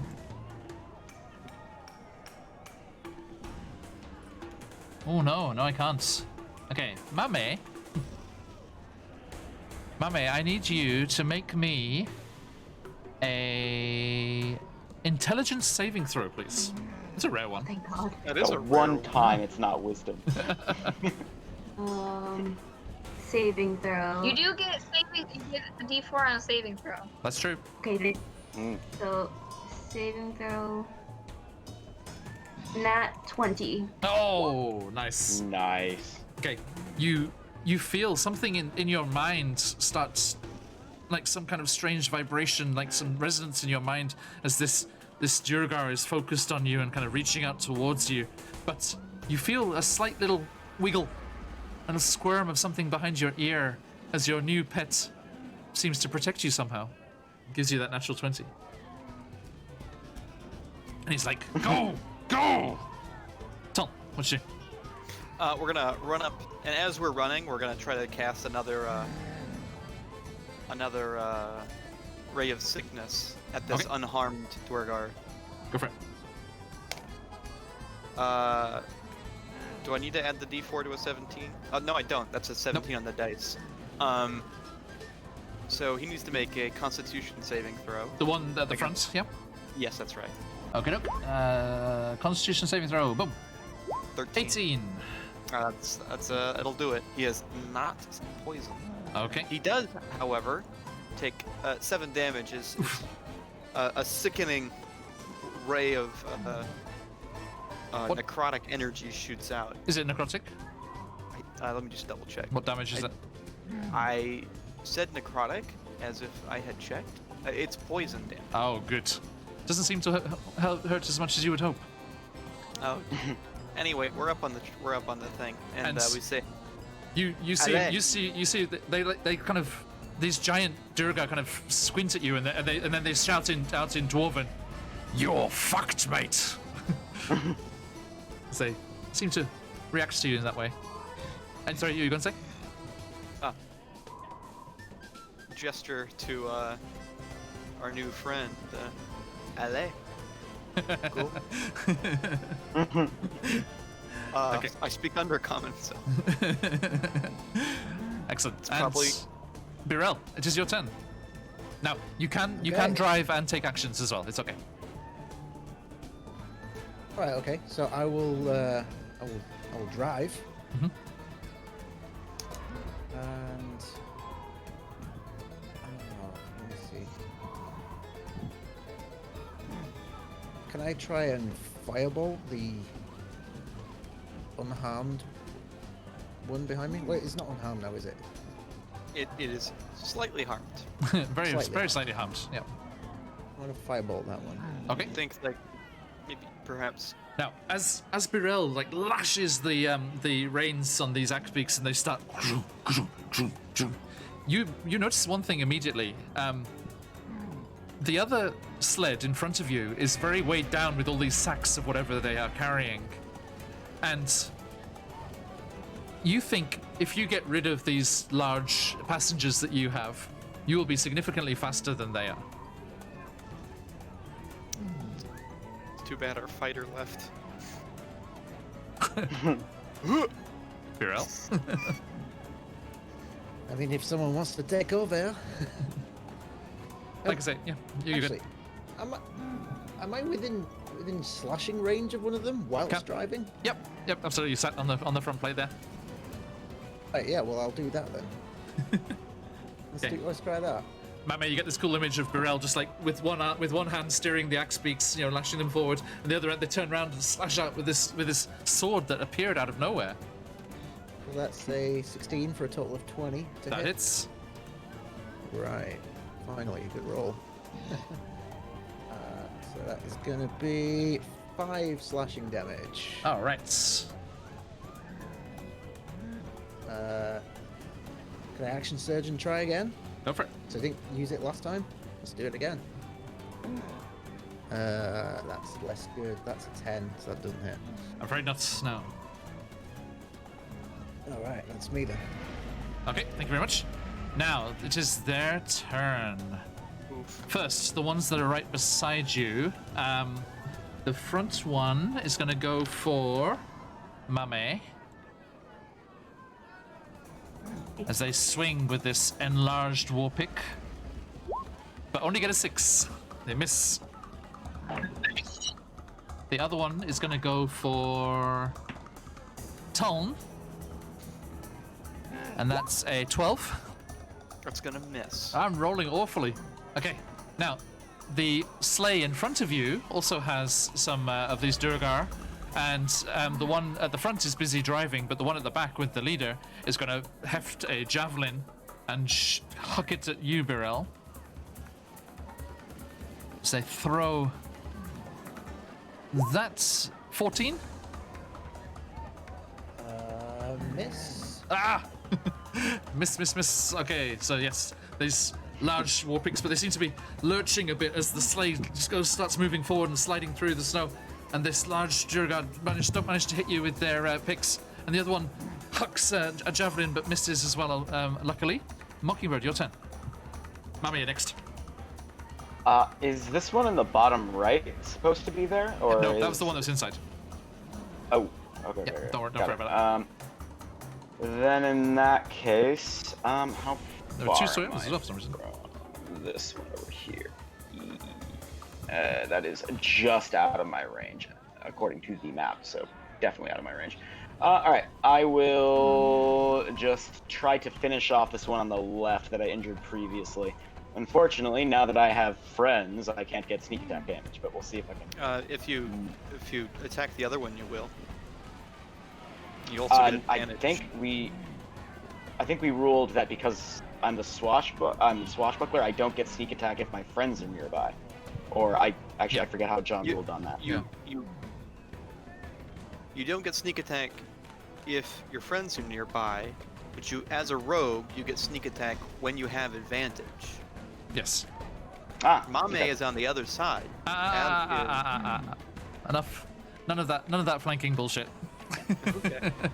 Remember, we're going cinematic advantage. Cinematic advantage. If you can do something cool, you can get advantage. Okay. Okay. Well, I'm going to try to just cut this one down that I bloodied previously. Okay. So let's roll. Oh, that is that's a crit. Roll 20. Nice. A lot of nasty things going around. That is my first on your crit side this of things, campaign. not mine. That goes for me. All So right. that is 10, right? Total of 10? Yes. Total of 8 plus crit. Yeah. Yep, so So 10. double that to No, it does the double for you already. It's 10 damage. Oh, that's only 10 damage. Wait, 6 plus crit. 4 for the critical. Okay. Oh, I see. Okay, got it. Yeah. All right. so is yeah. it still standing or? Well, as we like to say around these parts, and Patch gets to hear this for the first time in your first person, tell me what happens. How do you finish this huge Durgar? I am just going to slash it in the leg as hard as I can, and then while it's kind of collapsing, I'm going to try to kick it off. Okay. This is East Haven! Sparta punts down the well. Get off my sled. So yeah, Tom, you see Mockingbird slash the Durgar across the leg, and it kind of stumbles to one side, losing its balance, and then he kicks it viciously in the side, and it falls off, rolling into the snow, and is gone. And Birel, you already feel a pickup in the speed as this large luggage is lost. More of that, please. Okay, Mame, your turn. I think. Yes. Anything else, Mockingbird? That's it. I'm gonna say that the kick was probably my bonus action to get him off. Yeah, That's okay. I'm good. Okay, right. Go, Mame. Still feeling anger at the axe beaks, and seeing how much I damaged it, see if I can stop the front part. I attack the axe beaks again. Mhm. This time I activate Hill of Thorns. Okay. Well, I just cast it, and it's concentration, so I don't know why it rolled damage. Ignore that. I just activate concentration. Okay. Concentrate, and I. This is added to your shot, right? No. So this is just added to the damage, but Okay. I need to see if I hit first. Okay. Go for it. Sorry.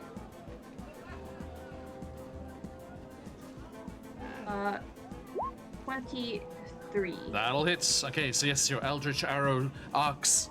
Do you do an arcing, goes up into the air, right? I think you described your Hail of Thorns Yes. as an arcing shot, and then just splits in the air and goes on the axe beak. on Okay. next week's. Gotcha. So what's the damage? And it's plus 9 for the Hail of Thorns, yes? So it is 7 plus 9, 16 damage. 16 damage. Now, what is there a dexterity saving throw, right? Seems. So for the Hail of Thorns, will be a Each creature within 5. yeah. So range. So and so each creature within 5 feet must make a dexterity saving throw. Okay. The creature takes 9 damage, piercing, and on a failed save takes half. So Does the target get the saving throw as well, or just the people nearby? the target and people nearby. Okay. I'm So going to say everyone within the 5 axe beaks. The axe beaks have disadvantage because they're tied into the cart, so they can't really move very much. So the front one gets a dirty 20. The second one fails, and the Duragar that's right there at the front. What's the DC? 12, right? 12. Yeah, so that he passes too. So they take half damage still, yes? So that would be 4 damage on the front one. And the Duragar also takes 4. He had 4 HP left. So your arrow splits in the air and goes hailing into this thing. So you see that Duragar just go limp and just slide off the side of the sled, also clumping into the snow. And you see that sled start to wave and, like fishtail across the road as the reins are dropped and the axe beaks are panicking somewhat. What was the full damage on the main axe beak? 16, but it will be 7 just for the piercing damage of the arrow. That's fine. So yeah, with the piercing damage and the Hail of Thorns, that the second, the behind one, the axe beak that's behind the other one, just goes limp, falls over and goes limp, dead weight in the hafts of the wagon. So the other one's like trying to panic and trying to desperately pull it along, but it's going much slower, which will allow all of you to get up close to it. So you're basically right behind it. As you're charging along behind, you come up right behind the other wagon there, and it is the leader's turn.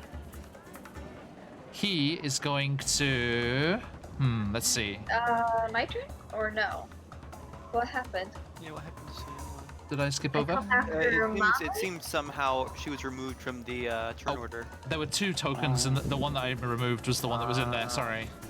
Yeah, sorry. Yeah, I couldn't move that other token, so I had to put one in. My problem. Yeah, my bad. Sorry. Yeah, your turn. Sorry. Okay, cool. Too bad. Here, there we go. Alright, but we still got this one Siala. on our cart.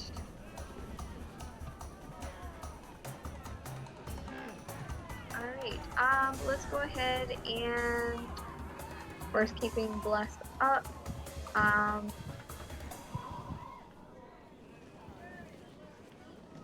am going to try and hold person, I guess the one that's on our cart. Okay. Good idea. So he con. It's a good idea. Con A save? wisdom saving throw. 19. Now I roll. Where is my D on this thing? On the D&D Beyond. Sorry? My spell DC, where do they put that? If It's you at the click top on of your spells Okay, page. I found it. Yeah, 50. Also, Okay. is hold person also concentration? Oh, you are right. Yeah, you can't cast that.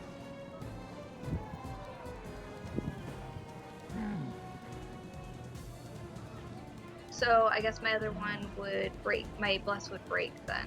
I mean, Soyala would know that. It's okay. You can cast something okay. else. Sorry about that. That's okay. Okay, well then I will try a sacred flame. Okay. On Or the one. who's running our cart? Birel.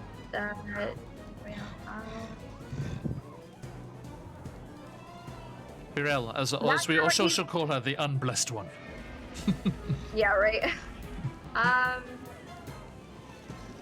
will go ahead and I'll give them a touch of guidance or resistance. I'll give them resistance. Okay. Is that you have touch? a D4 to I will walk up to them and a D4 for saving throw of your choice, just in case something happens. Now that you're right up next to all of that. Yeah. Okay, so Much yes. appreciated. Soyala scampers up through the wagon, skirting around this enlarged Durgar that's fighting with your friends, and lays a hand on the shoulder of Birel, and you feel this energy. You feel emboldened. You feel ready for anything. And anything else, Soyala? Nope, that's all. Okay, thank you. And Duras.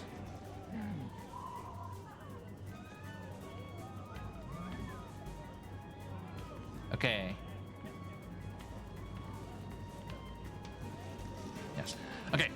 The leader of the Durgar looks and he sees you casting some kind of spell on the on Birel there, and he's like, helping out the drow. You deserve everything you get. And can I get an intelligence saving throw from you, Soyala?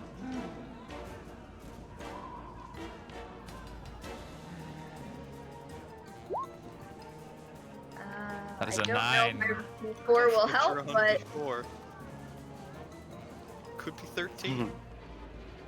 Could be. It is 13. Okay. Don't know if it's enough. You feel this strange, invasive kind of presence start to enter your mind, and you start to feel kind of enraged and angry and wanting to lash out at everyone around you.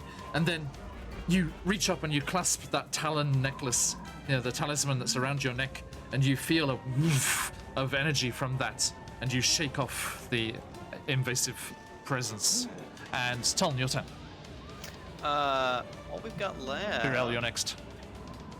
We're just gonna firebolt him. Okay.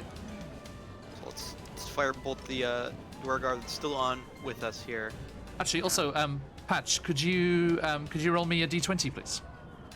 A straight d20. 8. An 8. Okay, thank you. Excellent. Not ominous at all. Sorry, that You have a D4 to your saving throw, if anything. the Jurassic Park sounding thing is the axe beaks. It's the closest I could find. So don't worry about that. An 18. Also roll me a d100, Patch. Ooh.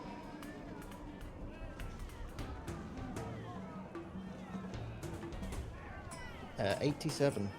87. Thank you. Okay, so. Sorry, Josh, just 2 seconds. Yep, go ahead. 1, 2, 3, 4, 5, 6, 7. Da-da-da-da-da. Oh, right. Okay, this is on your own head, Birel. You rolled this. As you're charging down this street, out onto the main street, and people are scattering, and you can hear all these people like running out the way, trying to run out the way, and there's a bunch of people actually cheering this on as well. It's like a really exciting thing that's happened. It's like, oh, we had the burning yesterday, now we're having a sled chase, yay! And everyone's like really happy, and that this excitement's happening in town, and people are scattering out of the way and letting the sleds come barreling through. As you're going down this section of road here, so just before the leader went, you kind of noticed at the side of your vision that you are passing what looks like a kind of magic shop.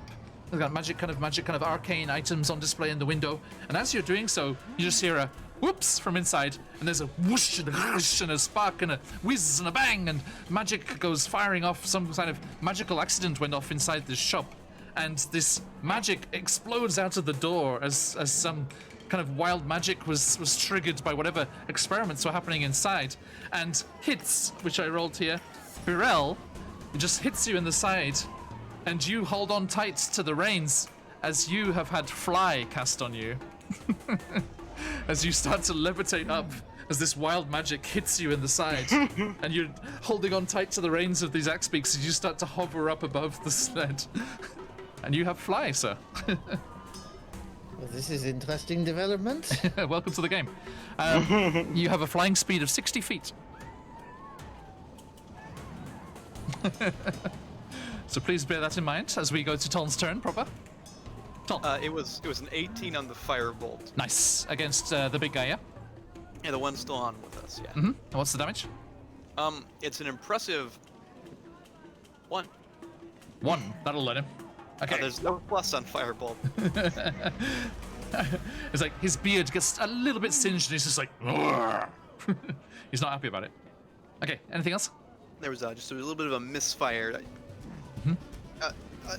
Someone else go.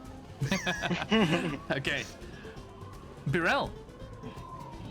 The flying drow. Oh. What do you do? Oh boy. Do I still have control of the cart while I'm flying? You can pass it off to Soyala, or just pass the reins off if you want. Oh well. The other cart in front is slowed down, correct? It is going slower. Yes, you're catching up. Like the next turn, you'll think you'll be alongside them. Right. Can I? Oh. Is it going to be an action to hand the reins over? No, you can just pass that over. It's okay. Okay, so I'm going to pass the reins over. Okay. And then I'm going to use my newfound flying ability, which I was prepared for, and I'm going to try. Can I make it over to the second cart? 60 feet. It's right there in front of you. Yeah. All right. So Yala, you just like Birel turns like, please take this, and then just launches off. And then. Did you know we could do that? Every day is a day at drow school. I'll take a swing at the guy that looks like he's in charge. Okay, so you go flying over. Do you have control of your token? I do not, by the looks of it. Really? I'm sorry. I'm not sure what's going on there. M.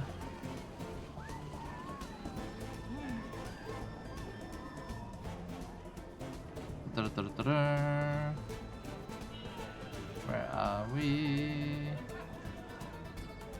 Oh. I try now? Ah, yes, there we go. Excellent. So yeah, Okay. I'll Shoo! fly over there. Okay, so you go flying over the axe beaks. They kind of like rear their heads at you, trying to butt you with their axe beaks there, but you fly safely past them, and 3-point landing onto the hey Scotty, onto the wagon in front. Superman landing. And I will lash out Go for it. for a natural 19 for a 23. That'll hit. All right. That's going to be 10 points of slashing damage. All right. Okay. Nice. So yeah, you lash out with your sword and cut a nasty gash across the Jugra leader's chest. And he's like, and do you speak Undercommon, right? Yes. Yeah. He looks at you. He's like, "Yeah. What are you doing up here? We, the Durgar, claim Icewind Dale and the never-ending winter it is in for ourselves. Get back where you belong, drow." I'll respond in Undercommons. The only thing you claim now is fear and death. And that'll be me. that is your turn. Okay. The Duragar. Let's see here. Okay, the Duragar right beside you will lash out at you with their war pick. At who? Natural one at Birel. That's a natural one. And then Hits. the big guy back here, which shall I go for? Is going for Mame. And boop. Another natural one. 2 natural ones in a row. Wow. Nice. Like, do not like you. Okay. So they both miss, unfortunately. And Mockingbird, your turn. Mama, you're on deck. Okie dokie. Let's see. Are the carts side by side yet, or are we still lagging behind? Just behind. Like at the end of this turn, you think it will pull up and cut alongside. Right, well, until then, I will attack this guy twice. Go for it.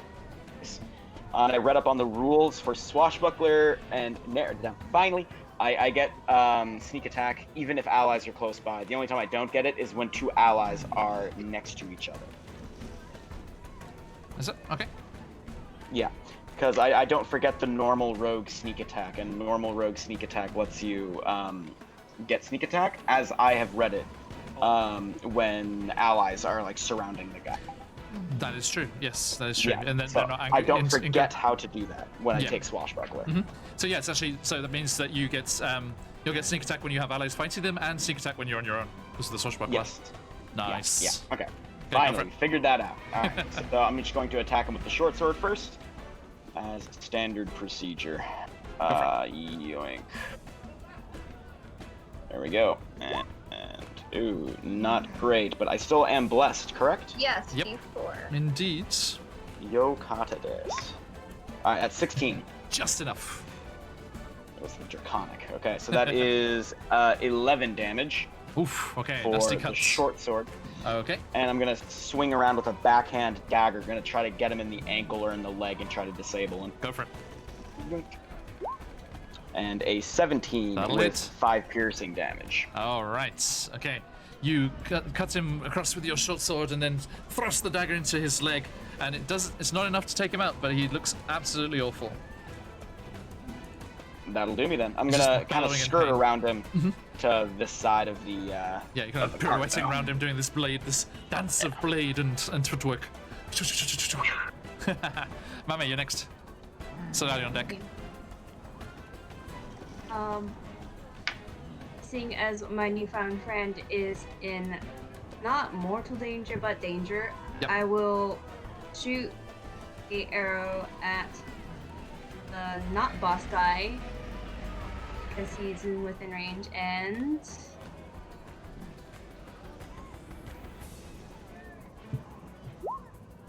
$18. 18 on which one? Sorry. The non-boss guy. I'm afraid you need In the to front do that part. with disadvantage because you have the big guy looming right behind you, Okay, so I'll roll again. blowing on your ear like Maid Marian with Kevin Costner.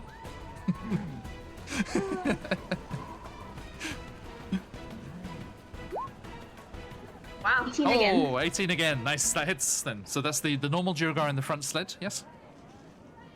Yes. All right. That hits. So that is 4 damage. All right. How is he looking? He had exactly 4. Tell me what happens. So seeing as my new friend is floating, I'm like, I'd rather help this guy out, and I let out an eldritch arrow, the guy next to him, and shoot him in the head. Nice. Okay. So just Birel, as you're landed on the deck of this second sled in the front here, this arrow just streaks past your shoulder, smacks into the other Duergar and takes them out. Okay. And Soyala, your turn. Alright, so I now have the rings and Yes, but you can still act as normal. It's okay. pushing on with that, yeah.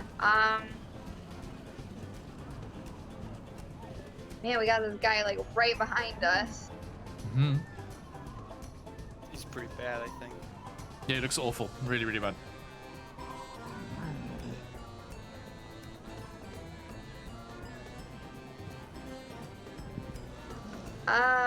I will try a Sacred Flame, but I have a feeling with him being right there, who knows? Is that a ranged attack? Do you have to roll to hit? No, it is a dex saving throw. Okay. They don't look very dexterous. Dex, So, dex. DC. Oh, natural 1. Alright.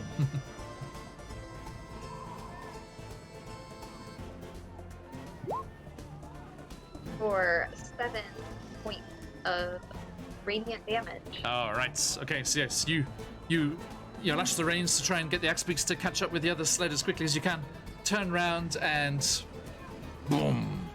You place a hand on this giant Duragar behind you, and your holy energies flare from the contact here. And tell me what happens. I don't know what he was going to do, but this is payback for what he was going to do to me. I was trying so she hard. just kind of pushed back. Yeah. Okay. So as you place your paw on the Duragar's armor, just this radiant energy, this flames start licking up around his form, and he's like, no, and falls backwards off the sled into the snow. Shoo. And Soyala, can you roll me a d20, please?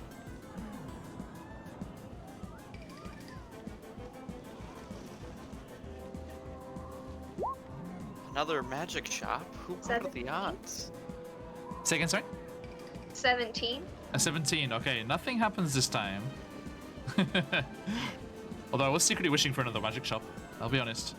And you pull up alongside. OSHA when you need 'em. Zoom. And you are right up, sled to sled, runner to runner, with this other sled as the Duragar leader is battling against Birel. And it is his turn. And he... Okay.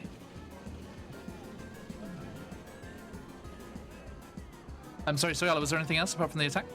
You good? Oh, sorry, no, that's all. Yeah. Sorry, I forgot to ask. All right. So, you all come up alongside, and you're just like belting through the streets, people scattering out of the way. You kind of crash through a couple of market stalls that are erected on the side of this road, and you're looking across, and you see Birel landing on the other sled, fighting against this Duragar leader, and the Duragar leader turns and he looks at all of you, and he looks down at all the sacks in his sled, and he's like, no, we must have this. And you, Birel, you're saying this is Undercommon, so you understand. Anyone that knows Undercommon understands this. No, we need this. We need this back at the fortress. We need to sell it so we can finance that. No. And he is going to roll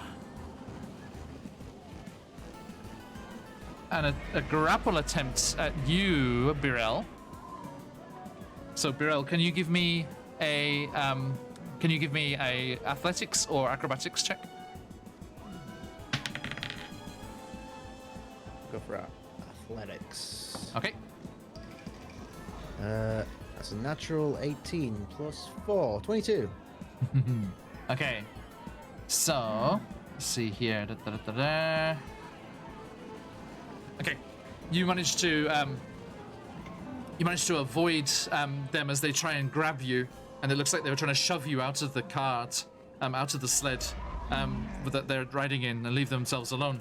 And they just like snarl, and they're like, very well, if that's how you want to do it. And as you dodged out of the way, and they haven't managed to hold on to you, but they're still right next to you, they reach up a hand, and conjuring out of their fist, their clenched fist, is a dark, black, shimmering blade of psychic energy as this Duragar Mind Master produces this blade, and he's like, he holds it up to your throat, and he sort of turns to the rest of you, and he's like, look, he's dashing through the streets here, and he looks across at you, and he's like, all of you, down, stay back, or he's dead.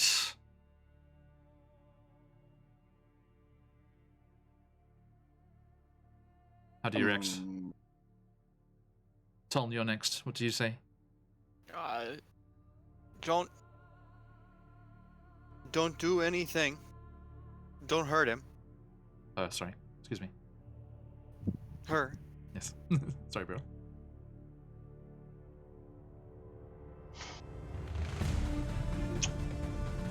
we just met the guy. Girl. Girl. Please, we don't want any more blood. Is he paying attention? He to looks the bag? quite maddened.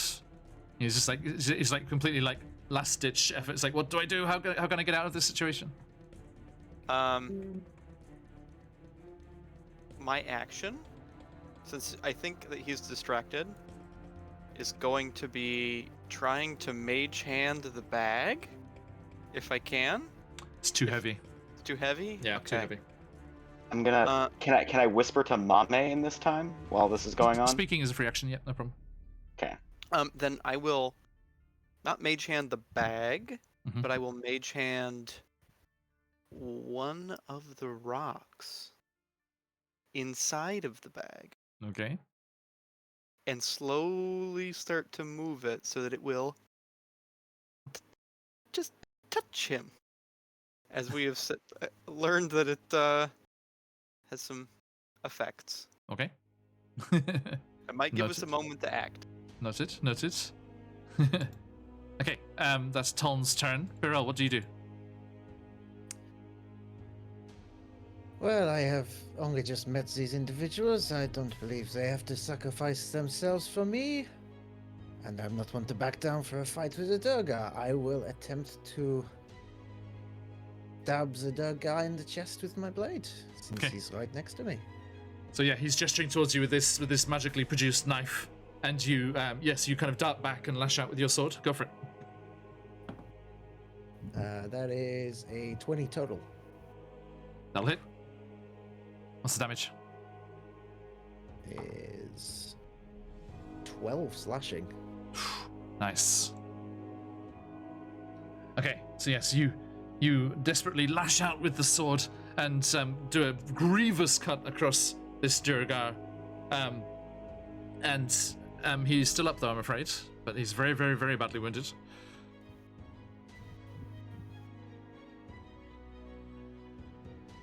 Anything else? I think I'll just stand and smile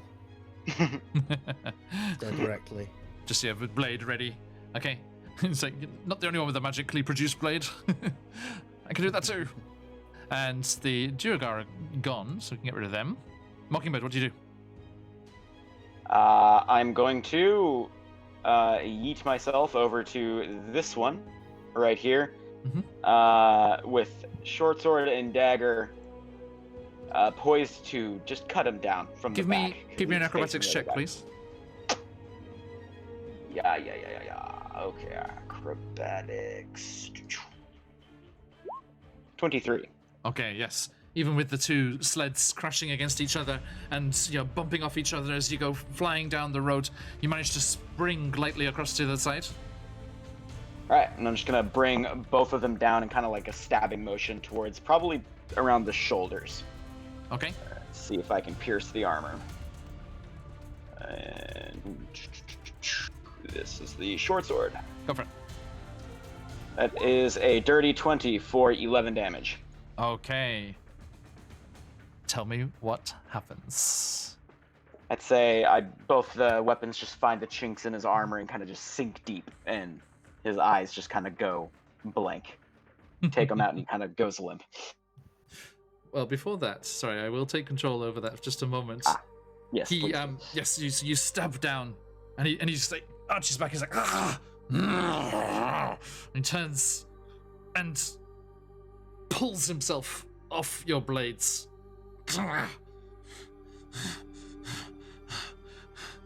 You'll never find my brothers. You'll never stop what we are going to bring upon this cursed place. We shall make it our own. My family will make it my own. And it will be free of these drow.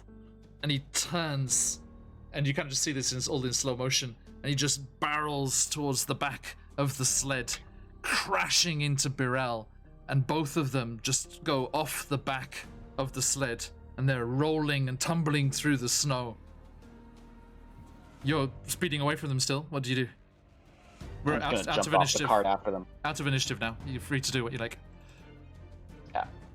I'll kind of leap off the back of the cart that I was on and try to, catch up to them where they fell. Okay. Soyala, what are you doing with that sled? I'm going to slow mine down. If Okay, I don't even think there's an area to move to curve it around. No, you Is think there? that stopping No. is Okay, you then think I stopping will is the best just way, be yeah. stopping it, Okay, yeah, you pull back and you stop that sled, okay? The other one's still going. Mame, are you gonna try and grab the other one? Yes, I'm gonna hop onto the other cart Mhm. and try to slow it down. Give me an acrobatics. Please, please, please, please, please, please, please, please, please. Acro.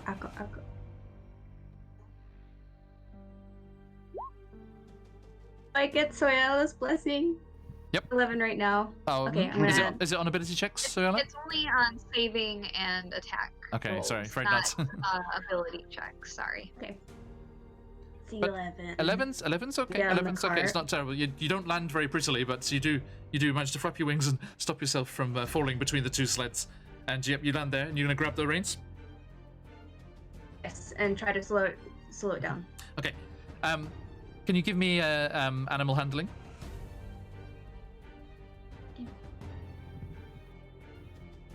You need me to make one as well? No, yours weren't panicking so much. Oh, These okay. these ones are Yeah. going a bit crazy. 12. was, Okay, that's enough. 12 for So yeah, my you one managed to. axe. Yeah, you managed to calm this one down. It was already struggling against the dead weight of the one that you'd killed, and it's going slowly pulling, trying to get to come to a halt slowly, and it stops moving. And you all look back, and you see Mockingbird has leapt off the back, and he's running through the snow towards Birel, and this dead Duragar that are back. I should put them. They're kind of back here, in the snow. Once it's safe, I'll join him. I'll put them back here, yeah. I'm not very acrobatic. I'd probably hurt myself more if I jumped off. No problem. So yeah, you jump. You as it slows down, you climb back off the back of the wagon there, and you come over to the two figures lying in the snow. I'm gonna try to. Is the Duergar still alive? Is he still kicking, or is he just on top of our friend? He's not moving. And they're both just Not lying moving. in the snow. Yeah. I'm gonna. You're out. Are you with us? Check. And you go running over. And I was as When gonna he's say, doing if that, I I'm stop kicking the over cart- the Duergar to see Yeah. if he's alive. yes, Sienna? Once I stop the cars, I will also be checking. Yeah. And Mama, you too, I assume, right? Okay. You will come running back through the snow. And Mockingbird, you kick off the Durga leader, and it just rolls over and is lifeless in the snow, eyes rolled back in its head. But its magics haven't faded. As you see the crackling, glowing black energy of this psychic dagger still fading, but still existing and protruding very prominently from Birel's neck. Ooh. But Birel is still alive. As she has proven time and again, she is a very tough one. When I joked about third time lucky for nearly dying, this was not what I anticipated. Oh, You probably shouldn't talk it's- right now. You got a it's little bit okay. of neck blood. Everywhere. and Tolm, this is probably gonna hurt. He'll take out the dagger and then start using his healing. Take out the okay. He's not gonna. This is gonna hurt you a lot more. He takes out the dagger and immediately. Au revoir, mon ami. I too am from Gauntlgrim. Brow killed my parents. No. So he starts. He sprays and gives the cure light.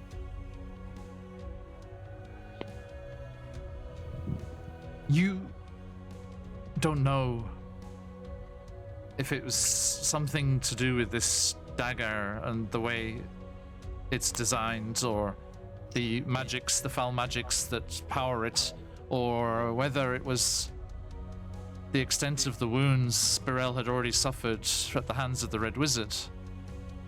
But the spray doesn't seem to help. No, it should work. What's going on? Did you shake Save it? your efforts. So y'all, I can Save your try to- efforts. Save your efforts. I've lived long enough. I've done enough. I think you have better stories to tell. Why don't you go find that tower and save those academics? They're still alive, and Mame, you arrive at this point and like go down in the snow next to him. such a curious bunch. I'm sure you can do what I failed to do. Do I see if this is any sort of like poison or that is affecting? Like, is he suffering from, or is she suffering from any poison effects? Give me a medicine check.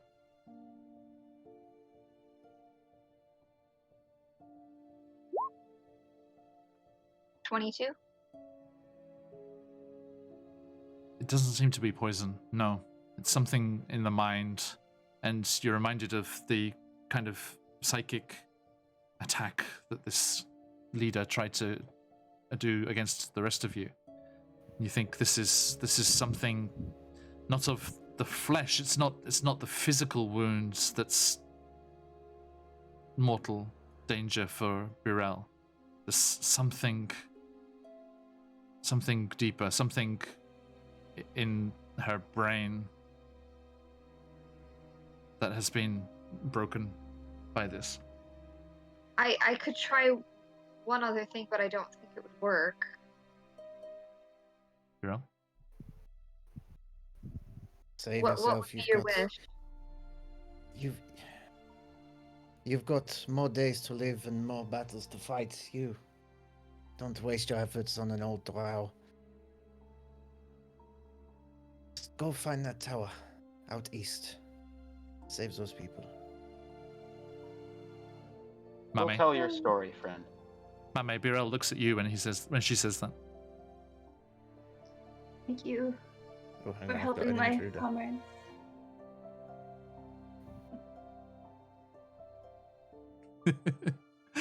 Not like this. Not like this, no. Not like this. No, As no. Birel fades off into the distance. And he's gone. Through the She's- veil. Thank you for finding my Patch and I child. organised it all the way through. Save those words, Mummy. I want to hear this. I want to hear this. But he sort of. I reckon Patch does too. And action. No, not like this. Can't thank you enough for helping my friends.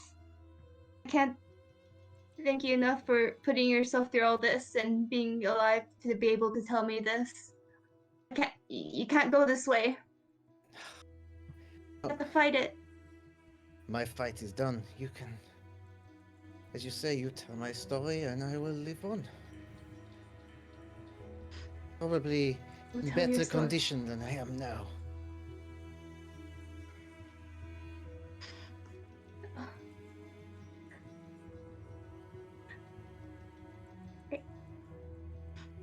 I will save my friends for all the effort that you put yourself through. And then little chicken tears were just going down her beak. Oh, Mummy. Save your tears, friends. My job is done.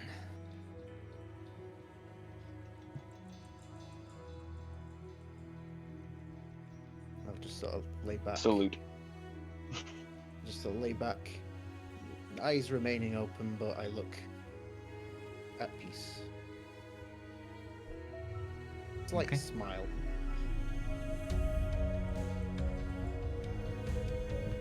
Yes, and as our view kind of pulls back away from this circle of adventurers gathered around a short-lived ally, but a good ally nonetheless.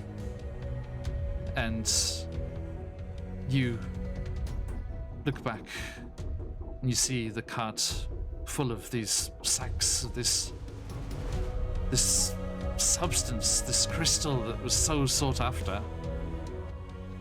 And you think to yourselves, that's 2 spots now. Wherever these Durgar are laid up, wherever they're working from, the so-called family of this leader, and Mame's colleagues, apparently alive and hopefully well, out in this mysterious upside-down tower near the glacier. And we move away from the scene as everyone's thinking on this, and as it moves away, you see the militia catching up finally, as the sleds had gone quite far across town. A group of militia led by Captain Arlagath come running as fast as they can, trying to catch up, and they come charging down the street, and they're helping you, and you see Captain Arlagath take a knee next to Beryl and pull her hood over her face. And we shall stop there. Thank you, everybody. Yes, F's in chat for Beryl. Thank you. Yeah. So, a big thank you to our good friend from Quest Junkies UK for joining us for this little brief dip of the toes into Icewind Dale. And Been hey, an who knew absolute it? Pleasure. There is an opposite of plot armor. There is. And oh, look at that, a slew of F's in chat for you there, mate. And yes, thank you so much for coming by. If you can tell these fine people that are with us this evening where we can find you on the regular. So we're over at Quest Junkies UK on Twitch. We stream. We do like gaming stuff, but the main series, I do a homebrew D&D 5th edition campaign, which I run with some of these people in the chat who are probably happy that they've just watched their DM die in a campaign. They're probably really enjoying that. Yeah, we do pretty much everything on there. We do all sorts, so it'd be lovely to see some of you stop by. Yes, Big definitely. thanks, because I've been really looking forward to joining the session. Big fans of all the campaigns that you guys do. You're all awesome. And we were very happy to have you, mate. Thank you. And nice that it could fit so nicely into the plot. This was an NPC that was already in the story. It was just nice to have it handed off to a lovely player and a gentleman. Patch, thank you so much. And everyone, thank you as always. Lots of things to follow up on and continue our adventures in Icewind Dale, as they will next week. But before that, please do join us on Thursday evening as we are through the mists in Barovia. The vampire lord Janda Sunstar has been defeated once more, but the whole thing was observed by Strahd himself, and he left an invitation to dinner. Will the party accept or hide away in their magic tower? We shall see on Thursday evening. And then on Friday, we will be down in the Nine Hells for Descent into Avernus. Please join us for that if you get the chance. And then, coming round again, next Tuesday, we will be back in Icewind Dale to figure out what to do next. What can be done about these various problems and trials and tribulations that face our players. And coming up next week, we're still over a week away, so not in that rotation yet, but Thursday lunchtime for us in Japan here, and evening time over in the US. A good time for folks over there, so catch us if you can. We will be starting a whole new campaign, Out of the Abyss. As Birel left the Underdark, we shall be heading into the Underdark with our friends over there in chat, Carney Sideshow, and other friends too, including a brand new player to the game and some rather interesting characters. I'm looking forward to meeting them and seeing what's happening down in the Underdark. But again, a huge thank you to all of my players, and we shall see you all next time. And as we like to say around these parts, Oyasuminasai. Oh, yes. Thank you. Oyasuminasai.